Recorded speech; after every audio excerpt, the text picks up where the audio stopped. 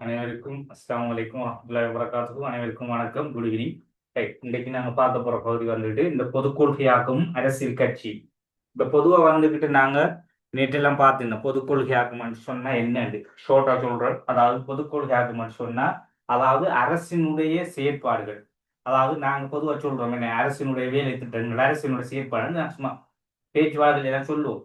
இந்த செயற்பாடை தான் பொது கொள்கைன்னு சொல்றேன். அப்ப இது வந்துட்டு எங்க இருந்து வருமான்னு சொன்னா அரசாங்கம் சொல்லக்கூடிய பாராளுமன்றத்தில் இருக்கின்ற அங்க இருக்கின்ற அமைச்சர்கள், மந்திரிமார், அமைச்சர் மந்திரி ஒன்றுதான். அதே மாதிரி ஜனாதிபதி, பிரதமர், ஏனைய உறுப்பினர்கள் இவங்களூடாக என்ன செய்யப்படுது, இது நடைமுறைக்கு கொண்டு வரதுக்காக அவங்களால கூடி ஒரு முடிவு ஒன்று செய்வதற்காக ஏற்படுத்தப்படுகின்ற ஒரு செயற்பாட்டு வடிவம் அல்லது கொள்கை வடிவம் தான் இந்த அரச கொள்கை. அப்ப இது எங்க இருந்து வரும்னு சொன்னா அரசியல் நிறுவனமான உயர்ந்த அரசாங்கத்தில் பாராளுமன்ற என்று சொல்லக்கூடிய நிறுவனத்தினூடாக வருமென்றதை நாங்கள் உணவும்.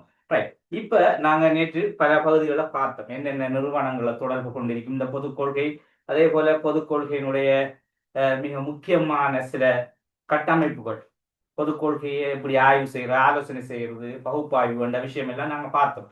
இப்ப நாங்க இன்றைய பகுதி பார்க்க போறது இந்த பொது கொள்கையை வந்துகிட்டு நாங்க தொடர்போட பார்க்கணும், சில விஷயங்களோட தொடர்படுது. அதுல முதலாவது விஷயம் அரசியல் கட்சி, இரண்டாவது இந்த சிவில் சமூகங்கள், அதே போல மூன்றாவது இரண்டாவது அமுகக்குழு, அதே போல மூன்றாவது சிவில் சமூகம், நான்காவது வந்துட்டு சர்வதேச சமூகம், அதாவது சர்வதேச அரசியல் என்று நாங்கள் சொல்றோமே அதுல இருக்கின்ற சர்வதேச உறவுகள் சமூகம் என்று சொல்லக்கூடிய வகை. அப்ப இந்த நாலு தான் இப்ப நாங்க பார்க்க போறது. அந்த அடிப்படையில முதல்ல நாங்க அரசியல் கட்சி முறையினுடைய இந்த பொது கொள்கை செயற்பாடு எப்படி இருக்குன்றதை நாங்க பார்ப்போம். பொதுவா நாங்க அரசியல் கட்சி என்பது எங்களுக்கு தெரிஞ்சுக்கணும், அதாவது ஒரு நடைமுறை, அதாவது ஒரு அதிகாரத்தை வந்துகிட்டு நடைமுறைப்படுத்துவதற்காக எத்தனைக்கின்ற ஒரு ஒரு குழு, என்ன ஒரு குழு அல்லது ஒரு குழுவின் செயற்பாடு அல்லது குழுவின் நாங்க என்ன செய்யலாம் வேற குழுவின் நடவடிக்கை அப்படின்னு சொல்லலாம். இதைத்தான் அரசியல் கட்சின்னு நாங்க வரவேற்கப்படுத்தணும். அப்ப இவங்களோட முழு நோக்கம் என்னன்னு சொன்னா அரசியல் கட்சிகள் ஒரு கொள்கை அடிப்படையில் என்ன செய்ய போறாங்க, செயற்பட போறாங்க. அப்ப அவங்களுக்கு ஒரு கொள்கை கட்டாயம் இருந்து கொண்டே இருக்குமே. அதாவது இப்ப பாருங்க, அந்த இப்ப சமகாலங்களை கூடுதலா நாங்க இந்த அரசியல் கட்சிகள் தான் கூடுதலாக கொள்கையினுடைய முக்கிய கர்த்தான்னு சொல்லக்கூடிய அளவிலே இருக்குமே. அரசியல் கட்சி தான் ஒரு நாட்டினுடைய அரசியல் எவ்வாறு இருக்க வேண்டும், அதே போல அரசாங்கத்தினுடைய ஆட்சி அதிகாரம் எவ்வாறு இருக்க வேண்டும் என்பதெல்லாம் தீர்மானிக்கின்ற சக்தி இப்ப மிகப்பெரிய சக்தி அரசியல் கட்சிகிட்ட தான் இருக்கு.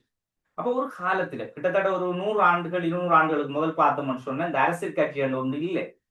ஏன், இது இப்ப அண்மை காலமாக வந்தது, அதாவது இந்த ஆங்கிலேயர் காலத்துக்கும் பிற்பாடு வந்தது. அப்ப இதுக்கு முதல் இப்படி ஒரு செயற்பாடு இருந்துக்குமாண்டா உண்மையாகவே இந்த ஒரு 100 ஆண்டுகளுக்கு முதல் நிறைய அந்நிலமே நிறைய நவீனத்துவமான நிறைய அரசியல் விஷயத்துகளை நிறைய அரசியல்வாதிகள் வந்து தோன்றிருப்பாங்க. ஆனா இப்ப இன்றைய நடைமுறை பகுதியில தான் இந்த அரசியல் கட்சி அரசியல் கொள்கை என்பது அதிக அளவில் என்ன செஞ்சுட்டு வளர்ச்சி அடைந்து வருகின்ற ஒரு காலகட்டம், நவீனத்துவமான கட்டம் என்று சொல்லலாம். அப்ப அந்த அடிப்படையில இந்த அரச கொள்கை என்பது இந்த அரசியல் கட்சிக்கு எந்த அளவுக்கு முக்கியத்துவம் இருக்கு என்றதை நாங்கள் பார்க்க போறோம்.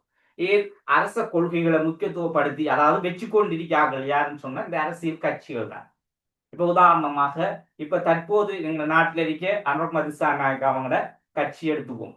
இப்ப இந்த கட்சியில நோக்கம் என்னன்னு சொன்னா இவங்க வந்துகிட்டு ஒரு கொள்கை வந்துட்டு பொதுவா வந்துட்டு ஒரு சோசியலிசத்தை முக்கியத்துவப்படுத்துறாங்க, அல்லது தாராண்மைவாதத்தை முக்கியத்துவப்படுத்துறாங்க, அல்லது ஜனநாயகத்தை முக்கியத்துவப்படுத்துறாங்க என்று சொன்னா இவங்க இந்த கொள்கையை வந்துகிட்டு முன்கூட்டிய மக்கள் மத்தியில என்ன செய்வாங்க, தேர்தலுக்கு முன்னமாவே நாங்க எங்கட கொள்கை வந்துகிட்டு எங்கட நாட்டிலேயே என்ன செய்யறோம், சம உடைமைன்னு சொன்னா சமத்துவத்தை பேணக்கூடியது, எல்லா வளங்களையும் நாங்க தருவோம், உங்களுக்கு என்ன தேவை என்றாலும் பெற்றுத்தரும் என்ன செய்யறோம், மக்களை கொஞ்சம் முக்கியத்துவப்படுத்தி உஷார்படுத்துவாங்க. அப்ப மக்கள் அந்த சந்தோஷத்துல என்ன செய்வாங்க, போட்டா போடுவாங்க. அப்ப இது வந்துகிட்டு அவங்களோட கொள்கை கருதிய செயற்பாட்டை மக்கள்கிட்ட திணிக்குது. அப்ப அரசியல் கட்சி என்பது ஒவ்வொரு அரசியல் கட்சியும் ஒவ்வொரு கொள்கை வடிவமா, இது ஒரு கட்சி. அதே மாதிரி சஜித் பிரேமதாச ஒரு கொள்கையில் இருப்பார், அவர் கட்சி. அதே மாதிரி பொதுஜன பெரமுன அவங்க ஒரு கட்சி கொள்கையில் இருப்பாங்க. இது ஆரம்ப காலங்கள்ல இப்ப தற்போது நடைமுறையிலேக்கு அரசாங்கத்துக்கு முதல் அவங்களோட அரசாங்கம் தான் இருந்தது. அப்ப அவங்களும் ஒரு வித்தியாசமான கொள்கைகள், எல்லாமே இந்த தாராண்மைவாதம், நான் பார்க்கிற ஜனநாயகவாதம், இப்படியான வாத கருத்துகள் கொள்கைக்கு ஏற்ப சில சில மாற்றங்களை கொண்டது அந்த கொள்கைகளோட செயற்பாடு. ரைட். இப்ப நாங்க பார்க்க போறது இன்றைக்கு அரசியல் கட்சி முறையினுடைய முதல் வளர்ச்சியை பத்தி சொல்றாங்க, எப்படி வளர்ச்சி அடையுது, இதுல எப்படி இந்த கொள்கை என்ற விஷயம் தாக்கல் இருந்ததுன்றதை பார்ப்போம். முதலாவது பாருங்க, அரசியல் கட்சி முறையினுடைய வளர்ச்சியை பார்ப்போம். ஏன் நாங்க இந்த விஷயத்த முதல்ல முன்கூட்டியே தெரியணும்னு சொன்னா, முதலாவது நாங்க அரசியல் கொள்கை வந்துட்டு அரசியல் கட்சியோட எப்படி இருக்குன்னு சொன்னா முதல்ல அரசியல் கட்சியை பத்தி தெரியணும் என்ன. அப்ப அரசியல் கட்சியை பத்தி தெரிஞ்சா அரசியல் கட்சிக்கு ஏன் கொள்கை முக்கியத்துவம்னு சொன்னா நாங்க ஏற்கனவே அரசியல் கட்சி படிச்சிருக்கோம். அரசியல் கட்சியினுடைய நோக்கத்திலே கொள்கையை பிரகடனப்படுத்துறதுல நாங்க படிச்சிருக்கோம். படிச்சிருக்கீங்க தானே? யாரும் படிக்கலன்னு சொல்லல என்ன, எல்லாம் படிச்சிருக்கோம். ரைட், படிக்காட்டி எங்களோட தியரி இதுகள்ல பாருங்க, எங்களோட ரெக்கார்டிங்கள்ல பாருங்க, பல இதுகள்ல. சரியா? ரைட், கொஞ்சம் ஹலோ என்ன? சரி சரி, ரைட், ஓகே. கோல் உண்டு, அர்ஜென்ட் கோல் உண்டு, ஃபேமிலி கோல். சரி, ஓகே. அடுத்து பாருங்க, அடுத்த விஷயம் இதுல சொல்லப்படுது அரசியல் கட்சி முறையினுடைய வளர்ச்சியை தான் நாங்க இப்ப ஸ்டார்ட் பண்ண போறோம். ஏன்னு சொன்னா இந்த வளர்ச்சி ஏன் வந்தது, இதுலதான் நாங்க வழங்கணும் இந்த கொள்கையினுடைய முக்கியத்துவத்தை. முதலாவது, வாக்காளர் தமது வாக்கினை அரசியல் கட்சி ஒன்று குறித்த வேலை திட்டத்துக்கு ஏற்ப பயன்படுத்துவேர். யாதேனும் ஒரு கட்சி தேர்தலின் பின்னர் சட்டத்துறையின் பெரும்பான்மை பலத்தினை பெற்றுக் கொள்ளுமாயின் அதனை விருப்பத்துக்கு ஏற்ப சட்டத்துறை வழிநடாத்தும் போக்கினை காணக்கூடியதாக உள்ளது. இது ஒரு விஷயம்.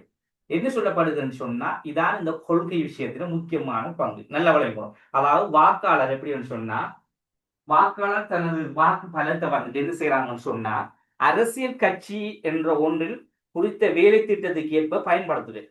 இப்ப நாங்க ஒரு வாக்காளர், நாங்க ஒரு ஓட் போடக்கூடிய ஒரு வாக்காளர், நீங்களும் ஒரு வாக்காளர். இப்ப அரசியல்வாதிகள் சொன்ன யாருன்னு சொன்னா அவங்க கொஞ்சம் ஒரு பாண்டித்தியம் பெற்றார்கள், அனுபவசாலிகள், மக்களை வழிநடாத்தக்கூடியவை, எல்லா திறமையும் கொண்டவர்களா இருப்பாங்க. அப்ப அவங்களுக்கு நாங்க வாக்களிக்கணும்னு சொல்ற ஒரு வேலை திட்டத்துக்கு என்ன சொல்லப்படுதுன்னா, யாதனும் ஒரு கட்சி தேர்தலின் பின்னர் சட்டத்துறையின் பெரும்பான்மை பலத்தினை பெற்றுக் கொள்ளுமாயின். அப்ப இந்த நாங்க வாக்களிக்க போறோம், இந்த இந்த ஒரு வேலை திட்டம் மாதிரி தான் அந்த செயற்பாடு. இது எலெக்ஷன் நடந்தா உங்களுக்கு எல்லாம் தெரியும், நீங்க இன்னும் அந்த காலகட்டத்துக்கு வரல. அப்ப அந்த காலகட்டம் வாரம்னு சொன்னா இன்னும் ஒரு 2-3 ஆண்டுகள் வரும். அடுத்த ஆட்சி, அடுத்த அரசாங்கம் ஒன்று வரக்குள்ள, இல்ல புதிய ஒரு அரசாங்கமோ இல்ல இப்ப இருக்க அரசாங்கம் தான் திரும்பவும் வரப்போதுன்றாலும் ஒரு எலெக்ஷன் நடக்கும். இன்னும் 3 ஆண்டுகள் இருக்கு. அப்ப அந்த நேரங்களில் நீங்க இவ்வாறான நடைமுறை செயற்பாடுகளை பார்க்கலாம். அப்ப அந்த அடிப்படையில் இந்த எலெக்ஷன் ஒன்று நடக்குதுன்னு சொன்னா, தேர்தல் ஒன்று நடந்தா இந்த தேர்தல் நேரங்கள்ல நீங்க முக்கியத்துவப்படுத்த யாருக்கு போடுற, இவருக்கு போடுறதா, இவருக்கு போடுறதா, இவர கொள்கை என்ன, இவர் எப்படி நல்லமா கெட்டது, எங்களுக்குள்ள ஒரு கன்ஃபியூஷன். இதுல முழுக்க ஆராய்ச்சி ஒரு நல்லவரை தேர்ந்தெடுத்து என்ன செய்ய போறீங்கன்னு சொன்னா அவரை சட்டத்துறைக்கு அனுப்புறீங்க. சட்டத்துறைன்னு சொல்லக்கூடிய பாராளுமன்றத்துக்கு அனுப்புறீங்க. அதான் சொல்ற அரசியல் கட்சி முறையின் வளர்ச்சின்னு சொல்ற. இந்த சட்டத்துறை வழிநடாத்தும் போக்கினை காணக்கூடியதாக இது ஒரு கொள்கை. அதாவது இந்த அரசியல் கட்சியின் வளர்ச்சியை வச்சு நாங்க என்ன செய்யறோம், இது ஒரு கொள்கை தானே. எங்களோட அரசியல்ல உள்ள ஒரு கொள்கை வடிவம் என்ன, அரசியல் கட்சியினுடைய அரசியல் கட்சி முறையினுடைய வளர்ச்சியை பார்க்க, அந்த வளர்ச்சி எப்படி செயல்படுது, அதாவது மக்களை எப்படி ஒரு ஒரு வழிநடாத்தக்கூடிய தன்மையை வச்சு அவங்க என்ன செய்றாங்க, அதாவது மக்களை ஓட் போட செஞ்சு அந்த ஓட் மூலமா அரசியல் கட்சி என்ன செய்யுது, ஏதோ ஒரு கட்சி எங்க போகுது, சட்டத்துறைக்கு தெரிவு செய்து போகுது. தெரிவு செய்யப்பட்ட போது அவங்க என்ன செய்வாங்க, திரும்ப அவங்க தெரிவு செஞ்சவர்கள் வழிநடாத்துவாங்க யார, மக்களை. இதான் அரசியல் கட்சி முறையின் வளர்ச்சி என்று சொல்ல கட்டமைப்பு. அதே போல சிக்கல் அடைந்துள்ள சமூக பிரச்சனை, இது வந்துகிட்டு என்னன்னு சொன்னா இது பொதுவாக சமூக பிரச்சனை என்பது என்ன கொள்கையை நாங்க கொண்டு வந்தாலும் சில நேரங்கள்ல ஒரு சிலர் விரும்புவாங்க, சிலர் விரும்ப மாட்டாங்க. அப்ப ஒரு ஆள் ஆதரிக்கக்குள்ள சிலருக்கு அது விருப்பம் இல்லாம இருக்கும். அப்ப இதைத்தான் சொல்ற சமூகத்தில காணப்படுது சிக்கல் அடைந்துள்ள சமூக பிரச்சனை. அதை பாருங்க, சமூக பிரச்சனை இன்று பெருகி உள்ளதா, சட்டத்துறையினால் இப்பிரச்சனைகள் தீர்த்துக் கொள்வதற்கான வேலை திட்டங்களை மேற்கொள்வதற்காக இயலுமை குறைந்து வருகின்றது. அப்ப இந்த பிரச்சனைய பாராளுமன்றம் என்ற ஒன்று இருக்கிறது எங்க நாட்டில. பாராளுமன்றம் நேரடியா வந்துட்டு ஒரு உதாரணமாக வெற்றிக்குளவில இருக்கின்ற ஒரு என்ன இடம் சொல்லுவோம், வெற்றிக்குள, சரி அந்த பாலத்தடி என்று சொல்லுவோம், பாலத்தடி ஒரு இடத்துல ஒரு ஏரியாக்குள்ள பிரச்சனை நடக்கும். பாராளுமன்றத்துல இருந்து யாராவது 2 பேர் வந்து அந்த பிரச்சனையை தீர்க்கலாமா? முடியாது. அப்ப இதை தீர்க்கணும் யாருன்னு சொன்னா அதே இடத்துல அதே அரசுக்கு சொந்தமான அரசு துறையில் இருக்கவர்கள் தான் என்ன செய்யணும், அந்த பிரச்சனையை தீர்த்து வைக்க முடியும். அப்ப அதுக்காக தான் என்ன செஞ்சாங்க, இவ்வாறான பணிகளை நேரடி அங்கிருந்து வராம என்ன சொல்றாங்கன்னு திரும்ப தர பாருங்க, சட்டத்துறையினால் இப்பிரச்சனையை தீர்த்துக் கொள்வதற்கான வேலை திட்டங்களை மேற்கொள்வதற்கான இயலுமை குறைந்து வருகின்றது. நடைமுறையில் அரச கொள்கையின் தன்மையானது விசேட நிபுணர்களை கொண்ட அலுவலகங்கள் எனும் நிர்வாக அமைப்பை ஆரம்பித்து வைக்கும் கொள்கைகளுக்கு அனுமதியினை வழங்கும் ரப்பர் முத்திரையாக சட்டத்துறை மாறி உள்ளமையும் காண முடியும். இப்ப என்னன்னு சொன்னா பாராளுமன்றம் நேரடியா இங்க வரையலாது. அவர் அங்கிருந்து ஒரு ரப்பர் முத்திரைன்னு சொன்னா அனுமதியை கொடுத்து போய் செய், நான் எடிட் பண்ணி போய் செய், அவ்வளவுதான். அப்ப இங்க யார் செய்யறா? பிரதேச செயலகங்கள், ஏனைய சில சில திணைக்களங்களுடாகத்தான் எங்களுடைய பிரச்சனைகள் என்ன செய்யுது, தீர்க்கப்படுது. இதுல மாற்றம் இருக்கா? யாருக்காவது பிரச்சனையை வேற பாராளுமன்றத்துல இருந்து மினிஸ்டர் யாராவது ஊருக்கு வந்து பிரச்சனைகளை தீர்த்திருக்காங்களா?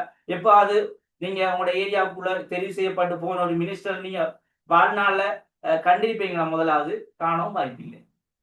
எலெக்ஷன் வந்தா மட்டும் வந்து கொஞ்சம் அப்படி இப்படி முகத்தை காட்டிட்டு என்ன ஒரு 1000 ரூபாய் காசு தந்துட்டு போட்டை போட்டுட்டு போங்களேன், போட்டை போடுங்க, உங்களுக்கு அதை செய்யணும் இதை செய்யணும்னு போவார். நீங்க இப்ப நேரடியாக காணாட்டி சினிமா வழியெல்லாம் அப்பதானே காட்டுறாங்கன்னு. அப்ப இதான் இந்த நடைமுறை விஷயங்கள். அப்ப இங்க செய்ய போறாங்க யாருன்னு சொன்னா எங்களுக்கு அவங்களால உருவாக்கப்பட்டு வச்சிருக்கின்ற ஏனைய திணைக்கள அலுவலகங்கள்ல இருக்கின்ற அரச ஊழியர்கள், அரச உத்தியோகத்தர்கள், ஏனையவர்கள். அப்ப இவங்களால தான் எங்களோட அரசு அலுவல்கள், அரச கொள்கைகள் எல்லாம் என்ன செய்து நடைமுறைப்படுகிறது. இப்ப விளங்கிட்டு தானே இந்த விஷயம்? யாருக்கும் விளங்கலையா? இப்ப நாங்க பார்த்த ஒரு விஷயம் விளங்கிட்டா? கிளியரா? புதுசா வந்தா அவங்களுக்கு விளங்கிட்டா? உங்களோட பேர் எனக்கும் தெரிய சரியா வரல. என்ன சன்சா? சனுசா அவங்க பேர், ரைட், ஓகே. விளங்குதா? நாங்க இப்ப படித்த விஷயம் விளங்குதா உங்களுக்கு?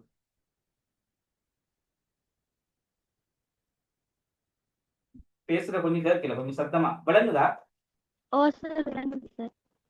Right, okay. புதுசா 2 பேர் வந்திருக்காங்க, சரியா? அவங்களுக்கு கொஞ்சம் நம்மட கல்வி திட்டங்கள் சில முறைகளை கொஞ்சம் கொஞ்சம் வழி நடாத்துங்க. அடுத்தது பேப்பர் கிளாஸ் இருந்து கொஞ்சம் பேர் 2026 செமினார் குரூப்ல ரெடி ஆயிருக்காங்க வாரத்துக்கு. இனி கொஞ்சம் கொஞ்சமா இனி வருவாங்க, சரியா? யாப்புகள் இருக்கும் 2-3 பேர் வாரத்துக்கு இருக்காங்க. என்ன சொன்னீங்க, நீங்க எல்லாம் முக்கியத்துவமான பகுதி, அதால கொஞ்சம் முக்கியத்துவப்படுத்தி எல்லாருமே வந்தா தான் என்ன செய்யலாம், வெற்றி அடையலாம். ரைட். இப்ப 3வது பாருங்க, சட்டத்துறையானது கொள்கையின் மேலோட்டமான விடயங்களை மாத்திரமே வழங்குகிறது. இப்ப சட்டத்துறை என்ற செயற்பாடுன்னு சொன்னா அதாவது மேலோட்டமான விடயங்களை மாத்திரம் வழங்கும். ஏன்னு சொன்னா இப்ப சட்டத்துறைக்கு பெய்தாங்க யாரு? எங்களால தெரிவு செய்யப்பட்ட எங்களுடைய பிரதிநிதிகள். என்ன அவங்க ஒவ்வொரு வடிவத்திலே இருப்பாங்க. ஜனாதிபதி இருக்கலாம், பிரதமர் இருக்கலாம், அமைச்சர்களாக இருக்கலாம், பார்லிமெண்ட் உறுப்பினர்களாக இருக்கலாம். இப்ப போனவங்க இந்த சட்டத்துறை கொள்கையை மேலோட்டமான விடயங்களை மாத்திரம்தான் என்ன செய்யலாம், அவங்க வழங்குவாங்க. ஏன்னு சொன்னா அவங்க வழங்குற வேலைதான், ஆனா செய்ய முடியாது. அப்ப அதால நான் சொல்றது வந்துட்டு மேலோட்டமான விடயங்களை மாத்திரம் வழங்குதல்னு சொல்ற விஷயம். அப்ப ஏன் அதை மேலோட்டமா வழங்குறாங்கன்னு சொன்னா கொள்கை உருவாக்கும் நிறுவனமான சட்டத்துறையானது. அப்ப கொள்கையை உருவாக்குற நிறுவனம் யாது? கொள்கை நான் ஏற்கனவே சொல்லி தந்தீங்க, பாராளுமன்றம் என்ன சட்டத்துறை அல்லது அரசாங்கம் உங்களுக்கு எப்படி வழங்குதோ அதே மாதிரி எழுத. சட்டத்துறை இருந்தாலும் ஓகே, அரசாங்கம் என்றாலும் ஓகே, பாராளுமன்றம் சொன்னாலும் ஓகே, குழம்பிக்க தேவையில்லை. எல்லாமே ஒரே ஒரே விஷயத்தான் சொல்லுது. என்ன சட்டத்துறைன்னு சொன்னா அதுக்குள்ள உள்ளடங்குற விஷயம் தான். அது சட்டத்துறையை பாராளுமன்றத்தை முக்கியத்துவப்படுத்தும். சில நேரங்களில் பாராளுமன்ற கட்டிட பாராளுமன்றம் சொன்னா அது கட்டிட அமைப்பை தான் சொல்லுவார். அதுக்கு தான் இந்த பாராளுமன்றம் சொல்லுவோம். எல்லாரையும் என்ன செய்வார், ஆளக்கூடியது. அதை பாராளுமன்றம் சொல்லுவாங்க. அப்ப அதுல இருக்கின்ற சட்டத்துறை, அந்த சட்டத்துறையினுடைய முதன்மை பகுதி அந்த பாராளுமன்றம். அப்ப அதே மாதிரி எல்லாத்தையும் ஒன்று திரட்டியதுதான் அரசாங்கம் சொல்றேன். அப்ப எல்லாம் ஒரே அந்த சொல்லுகள்ல மாறி கீறி போட்டாலும் எல்லாம் அதைத்தான் மெயின் பண்ணி சொல்லுதுன்றதை நீங்க விளங்கினா சரி. இதுல தெளிவாயிருக்கும், சரியா?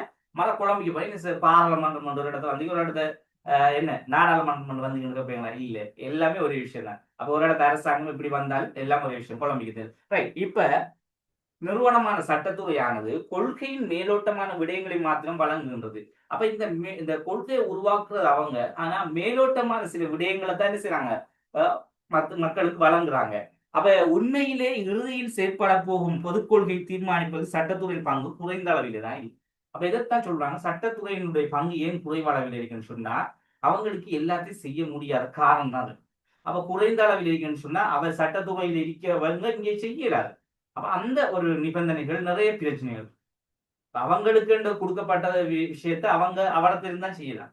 என்ன சொன்னா நாங்க இப்ப மிஷின் இல்லையே, அங்கிருந்து இங்க வாங்க நாங்க போடுறோம். அப்ப அதால தான் அது சட்டத்துறையிலே இதை முக்கியத்துவப்படுத்துற காரணம் என்னன்னா சட்டத்துறையினுடைய இப்போதைய நிலைமையில இந்த கொள்கை விஷயத்தில என்ன செய்யுது, குறைவான அதிகாரத்தை கொண்டு காணப்படுது, குறைவான பங்கு இருக்கிறத காணப்படுது. எனவே நாங்கள் கொள்கையை நடைமுறைப்படுத்த முழுமையாக ஈடுபடும் பணிக்குழுவினரின் பொதுத்துறை நிர்வாகம் செயற்பாடுகளின் மூலமே கொள்கையின் கீழ் ஒழுங்கமைக்கப்படுகின்றது என ஆய்வுகள் மூலம் தெரியும். இப்ப பணிக்குழு என்று சொல்லக்கூடியது இந்த அதாவது பாருங்க, இந்த பணிக்குழு என்று சொல்ல குழுவினரின் பொதுத்துறை நிர்வாகம். பணிக்குழு என்று சொன்னா இந்த அலுவலகம் சார்ந்த தொடர்பில் இருப்பாங்க. சரியா? இதுல இந்த அலுவலகம் சார்ந்த பணிக்குழுன்னு சொல்லக்கூட அந்த பணி அவங்களுக்கு என்ன பணியோ அது இது எங்க இருந்து வரும்னு சொன்னா சட்டத்துறைக்கு அடுத்தபடியா இருக்கு நிர்வாகத்துறை. அப்ப இந்த நிர்வாகத்துறை தான் இந்த கொள்கை விஷயத்தை இப்போதைக்கு என்ன செய்யுது தொடர்ந்து பேணி வாருது. அப்ப சட்டத்துறை கொள்கையை உருவாக்கும் நிர்வாகத்துறை அதை என்ன செய்யும் நடைமுறைப்படுத்தும். அப்ப சட்டத்துறையால ஏன் நடைமுறைப்படுத்தல? ஆனா அவங்க கொண்டு வருவாங்க மேலோட்டமா தான் என்ன செய்யலாம் அதை சும்மா அப்படியே செஞ்சு விட்டு போகலாம். ஆனா முழுமையா அவங்களால செய்யல. அதைத்தான் சொல்றாங்க இந்த நிர்வாகத்துறையினுடைய செயற்பாடுதான் அதை பணிக்குழுவின் பொது நிர்வாகம் செயற்பாடுகளில் மூலமே கொள்கை இயல்பு ஒழுங்கமைக்கப்பட்டு ஆய்வுகள் மூலம் தெளிவு செய்யப்படுது.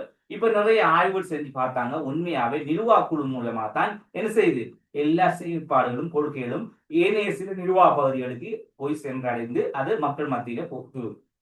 இப்ப வழங்கிட்டேன். அப்ப இதுல இருந்து நாங்க வழங்கணும் அடிக்கடியே நாங்க சட்டத்துறையுடைய வேலை சட்டத்தை உருவாக்குற நிர்வாகத்துறையுடைய நிர்வாகத்தை என்ன செய்யறோம் நடைமுறைப்படுத்துறது நிர்வாகத்தை போய் செய்யறது என்றெல்லாம் சொல்ற காரணம் என்னன்னு சொன்னா அவங்களோட ஆய்வின் மூலம் கிடைக்கப்பட்ட முடிவு வந்துட்டு நிர்வாகத்துறை தான் என்ன செய்யுது இப்போதைக்கு சொன்னா நவீன காலங்களை பார்க்கின்ற போது கூடுதலாக நிர்வாகத்துறை தான் மேலதிகமான வேலை திட்டங்களை செய்யுது. அதால சொல்றாங்க ஆரம்ப காலங்கள் அரசு வந்துட்டு ஒரு இடத்துலதான் இருந்து அப்ப ஆரம்ப காலங்களில் மன்னர் வந்துகிட்டு அரசனாகவும் இருந்தார். ஏன் இந்த காரணம் சொல்றேன்னா திவளமன் முதல் அதாவது ஆரம்ப காலங்கள்ல அரசாங்கமாக தொழிற்படுவார் அரசனாக தொழிற்பட்டார்.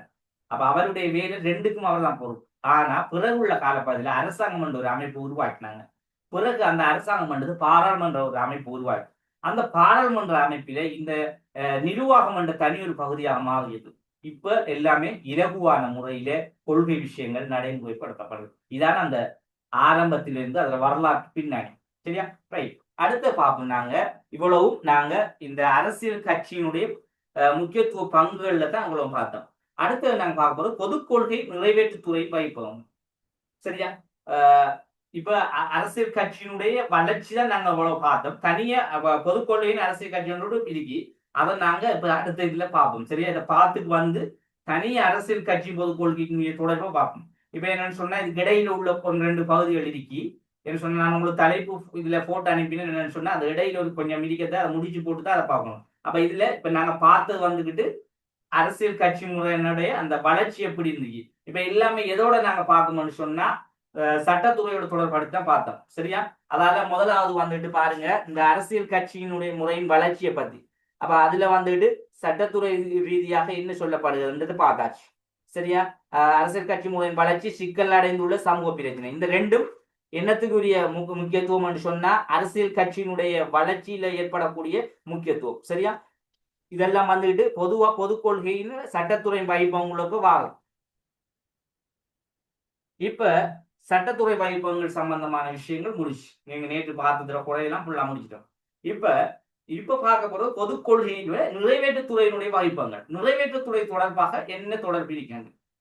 சரியா? அது பிறகு நீதித்துறை. இந்த 3ஐ முடிச்சது பிறகு பொது கொள்கையும் நிரந்தர நிறைவேற்றுத்துறையும் நிரந்தரமாக அதுல வேலை என்னன்றது பார்ப்போம். அது பிறகு பொதுக்கொள்கை அரசியல் கட்சி மக்கள் சின்ன சின்ன குட்டி குட்டி பகுதிகள். அதுக்காக நான் இந்த உடச்சி இன்றைக்கு ஒரு மணித்தரம் நாளைக்கு ஒரு மணித்தரம் போட்டோம்னு சொன்னா எங்களுக்கு ஏற்கனவே விடுபட்ட கிளாஸும் கிளியர் ஆகி கொண்டு பார்ப்போம். சரி, பொது கொள்கையும் நிறைவேற்றுத்துறையும் வைப்பங்கள்.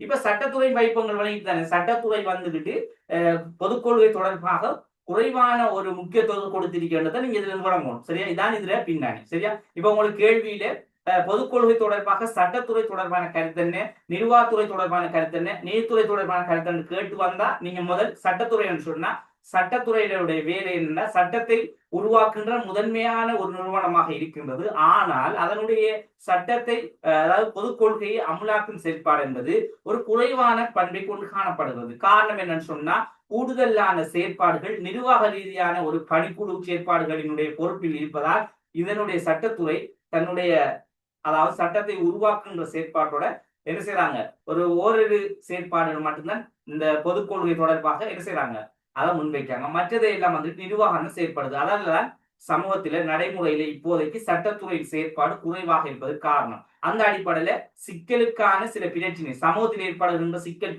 சிக்கலான பிரச்சனைகள். அதே மாதிரி அரசியல் கட்சி முறையினுடைய வளர்ச்சி. அப்ப அதிகமான அரசியல் கட்சி வளர்ச்சி அடைகிறதால இந்த கட்சிகள்ல கொள்கைகள் அதிகமான கொண்டு வேறுபட்டது. இப்ப 10 கட்சின்னா 10 கட்சிக்கும் 10 கொள்கை வச்சுக்கிருப்பான். 20 கட்சி என்ன 20 கட்சிக்காரனும் 20 கொள்கையை வச்சுக்கிப்பான். அப்ப அதெல்லாம் முடிவெடுக்க இயலாது, கஷ்டம். சட்டத்துறை ஏற்கனவே சட்டத்தில் சொல்லப்பட்ட விஷயத்துக்காக தான் செயற்படணும். விரும்புற மாதிரியில சட்டத்தை மாத்திக்கலாமா? இல்ல. அப்ப இதுகளை எல்லாம் பார்க்கிற போது அவங்களால கொஞ்சம் கடினமான தன்மை இருக்கின்றத இதுல இருந்து நாம் விளங்கலாம். ரைட், கிளியர் தானே? யாருக்கு இந்த நாங்க இப்ப பார்த்த விஷயம் விளங்குத? விளங்கிட்டா விளங்குலையா? விளங்கிட்டா? கிளியர் எல்லாருக்கும்?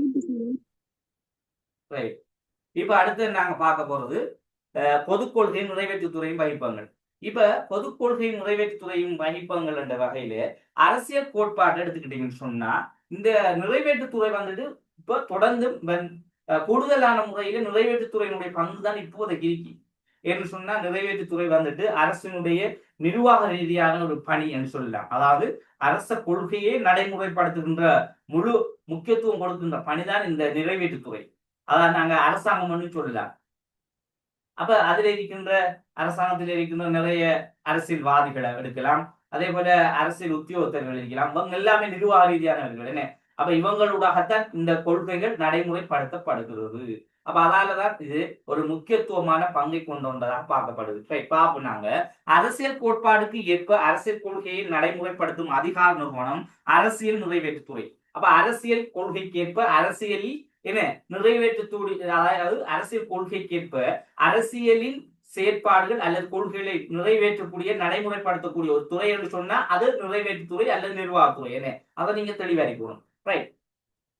அதாவது அமைச்சரவை ஆகும். மேலும் அரசியல் நிர்வாகம் பொதுமக்களுக்கு பொறுப்பு கூறல் வேண்டும். பொதுமக்களுக்கு பொறுப்பு கூறல் என்பது சட்டத்துறைக்கு பொறுப்பு கூறல் அல்ல. கூறல் மூலம் சட்டமன்றம் மக்களுக்கு பொறுப்பு கூறுவது, பதிலளிப்பது, இது பாராளுமன்ற முறை நிறைவேற்றுத்துறையில் பார்ப்போம். இப்ப என்ன சொல்றாங்கன்னு சொன்னா அமைச்சரவையினுடைய, அதாவது சட்ட நிர்வாகத்துறையில் இருக்கின்ற அமைச்சரவை. அப்ப ஏன் இங்க அரசியல்வாதிகள் சொல்லக்கூடிய அமைச்சர்கள் இருக்காங்க. இப்ப இவங்கள் எல்லாம் என்ன செய்யறாங்கன்னு சொன்னா இந்த பொதுமக்களுக்கு பொறுப்பு கூறல் வேண்டும் என்று சொல்லப்படுது. பொறுப்பு கூறல் சொன்ன என்ன, அதாவது இந்த அரச கொள்கை என்று சொல்லக்கூடிய நாங்க ஒரு கொள்கையை ஒரு விடயத்தை நாங்க நடைமுறைப்படுத்தணும். அதாவது உதாரணம் நேற்றுல நான் நிறைய உதாரணங்கள் சொன்னேன். ஒரு நாட்டினுடைய அபிவிருத்தி செய்ய போறோம், இல்ல ஒரு நாட்டில நாங்க மின்சார பிரச்சனையை நாங்க கிளியர் பண்றோம், இல்ல பெட்ரோல் பிரச்சனையை நாங்க கிளியர் பண்றோம். இதுதான் கொள்கை. இப்ப இந்த வகுத்த கொள்கைகளை மக்கள்கிட்ட நாங்க நடைமுறைப்படுத்தி சரியான தீர்வை மக்களுக்கு பெற்றுக் கொடுக்கணும்னு சொன்னா அதை சரியான வழிமுறை என்னன்னு சொன்னா இவ்வாறான இன்னும் சொல்லப்படுகின்ற, அதாவது நிறைவேற்று துறையினூடான சில பணிமனையினூடான செயற்பாடு. அந்த அடிப்படையில தான் பொறுப்பு பொதுமக்களுக்கு பொறுப்பு கூறல் என்பது சட்டத்துறைக்கு பொறுப்பு கூறல் மூலம் சட்டமன்றம் மக்களுக்கு பொறுப்பு கூறுவது பதிலளிப்பதும் ஆகும். அப்ப இது என்னன்னு சொன்னா சட்ட பொறுப்பு கூறல் என்ற செயற்பாடு வந்துட்டு சட்டமன்றம் என்று சொல்லக்கூடியதுக்கு அதாவது இவங்க பொறுப்பு கூறணும் யாரு? நிர்வாகத்துறை சட்டத்துக்கு, சட்டத்துறை பொறுப்பு கூறணும், சட்டத்துறை மக்களுக்கு பொறுப்பு கூறணும். இதான் தீயது.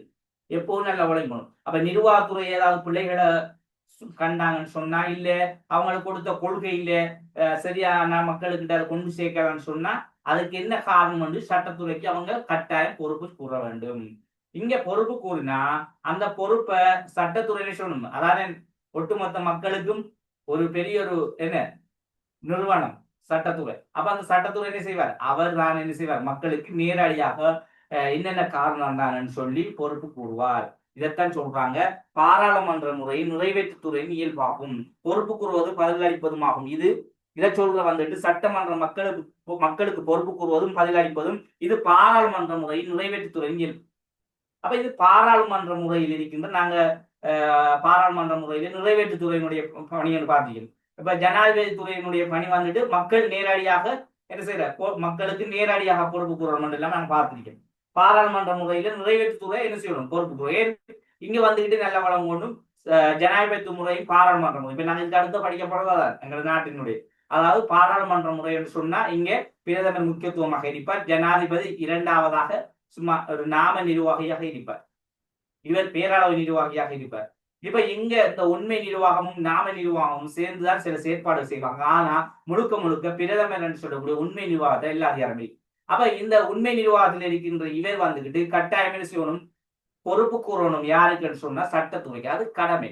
ஏன் சட்டத்துறை வந்துட்டு நிர்வாகத்தோட உயர்வான பகுதி என்றதால கட்டாயம் பொறுப்பு கூறணும். ஆனால் ஜனாதிபதித்துவ முறையை பொறுத்தளவிலே சட்டத்துறை நிர்வாகத்துறைக்கு தனித்தனி என்ன செய்யுது அதிகாரம் கொடுக்கப்பட்டிருக்கு. அப்ப நிர்வாகத்துறையினுடைய தலைவரும் அவர் தான், சட்டத்துறையினுடைய தலைவரும் அவர். அவர் நேரடியாக மக்களுக்கு எதையும் என்ன செய்யலாம், எல்லா விஷயத்தையும் சொல்ல, ஏன் அது நிறைவேற்று அதிகாரம் கொண்ட ஜனாதிபதி முறை. அப்ப இவ்வாறான செயற்பாடுகளை முதல் நாங்க ஜனாதிபதி முறைன்னு சொன்ன என்ன, பாராளுமன்ற முறைன்னு சொன்ன என்னன்றதை முதல் விளங்கி வச்சுக்கணும். அப்ப அந்த அடிப்படையில் சில நேரங்கள்ல இந்த பொது கொள்கையில இதுக்குள்ள எல்லாம் வாரதுக்கு காரணம், அதாவது ஜனாதிபதி முறைக்குள்ள வரும் பிரதம முறைக்குள்ள எல்லாம் போட்டுதான் அந்த நோட்ஸ்களை தருவாங்க. அப்ப நாங்க முன்கூட்டி என்னென்னு விளங்கினாத்தான் இந்த தியரிகள் எங்களுக்கு சொல்லக்குள்ளே விளங்கும். சரியா? இப்ப பாருங்க, இது நாங்க பார்த்து பாராளுமன்ற முறை நிறைவேற்றுத்துறையினுடைய செயற்பாடு. அப்ப நிறைவேற்றுத்துறை என்ன செய்யணும், நம்ம கொஞ்சம் மேலுக்கு திரும்ப பாருங்க, நிர்வாகம் பொதுமக்களுக்கு பொறுப்பு கூறுதல் வேண்டும். பொதுமக்களுக்கு பொறுப்பு கூறுவது என்பது சட்டத்துறைக்கு பொறுப்பு கூறுதல் மூலம் சட்டமன்றம் மக்களுக்கு பொறுப்பு கூறுவது பதிலளிப்பு. அப்ப நிர்வாகத்துறை பொதுமக்களுக்கு பொறுப்பு கூறுவா நேரடியா செய்ய இயலாது. அப்ப சட்டத்துறை சொல்லி சட்டத்துறை தான் செய்வது. இது பாராளுமன்ற முறையில. இப்ப ஜனாதிபதி அரசாங்க முறையை பத்தி எப்படி சொல்றாங்கன்னு சொன்னா, இங்க நிறைவேற்றுத்துறையினுடைய தன்மை பிடிக்கும்னு சொன்னா, அரசியல் நிறைவேற்றுத்துறையினுடைய கொள்கை நடைமுறைப்படுத்தல் தலைமைத்துவம் வழங்க வேண்டும். தலைமைத்துவமான ஜனநாயக செயற்பாடுகளில் அப்பாற்பட்டது இருக்கும் ஆயின் அதை மாற்றுவதாயின் சட்டசபைக்கு உண்டுமெனில் அரசியல் நிறைவேற்றுத்துறை தற்போதைய சிக்கலான சமூக கொள்கையை நடைமுறைப்படுத்துவதாக பெரும்பாலும் நிரந்தர சிவில் நிர்வாகத்துறையில் தங்கி இருக்க வேண்டியது உள்ளது. அப்ப இந்த நிறைவேற்றுத்துறை வந்துட்டு ஜனாதிபதித்துவ முறையில வந்துட்டு என்ன சொல்ற மாதிரி பாராளுமன்ற முறையில இருக்க மாதிரி என்ன கட்டாயம் நிறைவேற்றுத்துறை வந்துட்டு இவங்கள்ட்ட பொறுப்பு கூறணும்னு சொன்னா அங்க ஈடுபடாது. அப்ப ஜனாதிபதி முறையில பொறுத்த அளவுல தனித்தனி அதிகாரம் கொடுத்துருக்காங்க. சுயாதீன அதிகாரம், நீங்க உங்களோட வேலை செய்யலாம், நாங்க எந்த வேலை செய்யலாம், ஆனா ரெண்டுக்கும் தலைவராக இல்ல. அப்ப ஒன்றை என்ன செய்யலாம், கட்டுப்படுத்த முடியாது. கட்டுப்படுத்தினா பொது கொள்கையை சரியான முறையில் நடைமுறைப்படுத்த இயலாது. அதான் சொல்றாங்க. அப்ப தொடர்ந்து பாருங்க, என்ன காரணம்னு சொன்னா, தற்போதைய சிக்கலான சமூக கொள்கைகளை நடைமுறைப்படுத்தலானது பெரும்பாலும் நிரந்தர சிவில் நிர்வாகத்துறையினரால் தங்கி இருக்க வேண்டியது. அப்ப நிரந்தர சிவில், நிரந்தரம் சொன்னா சுயாதீனமான சுதந்திரமான தன்மையில் இருக்கும். இப்ப இவர் எனக்கு போட்டு கணக்காட்படுத்திக்கிறதா நாங்க அளவுக்கு ஓடிப்போம் என்ன. அப்ப இவரை டிஸ்டர்ப் பிரிக்கப்படாது, அதாவது சட்டத்துறை டிஸ்டர்ப் பிரிக்காது. அதே போல நிர்வாகத்துறை டிஸ்டர்ப் சட்டத்துறை பிரிக்கப்படாது. அவங்களோட வெளியே அவங்க செய்யறது. அப்ப இது சொல்ற எப்படின்னு சொன்னா, இங்க வந்துட்டு நிரந்தர சிவில் நிர்வாகத்துறை வந்துட்டு நிரந்தரமான மக்களுக்கு ஒரு சுதந்திரமான தன்மையை கொண்டதாக தொடர்ந்தும் அந்த பணியை செய்யக்கூடிய மாதிரி இருக்கும் என்றதை விளங்கணும். சரியா? ரைட், தொடர்ந்து பாருங்க. எனினும் அநேகமான அரசுகளில் பொதுக் கொள்கை தொடர்பாக ஆரம்ப அரசியல் நிறைவேற்றுத்துறையினை மேற்கொள்ளப்படுகின்றது.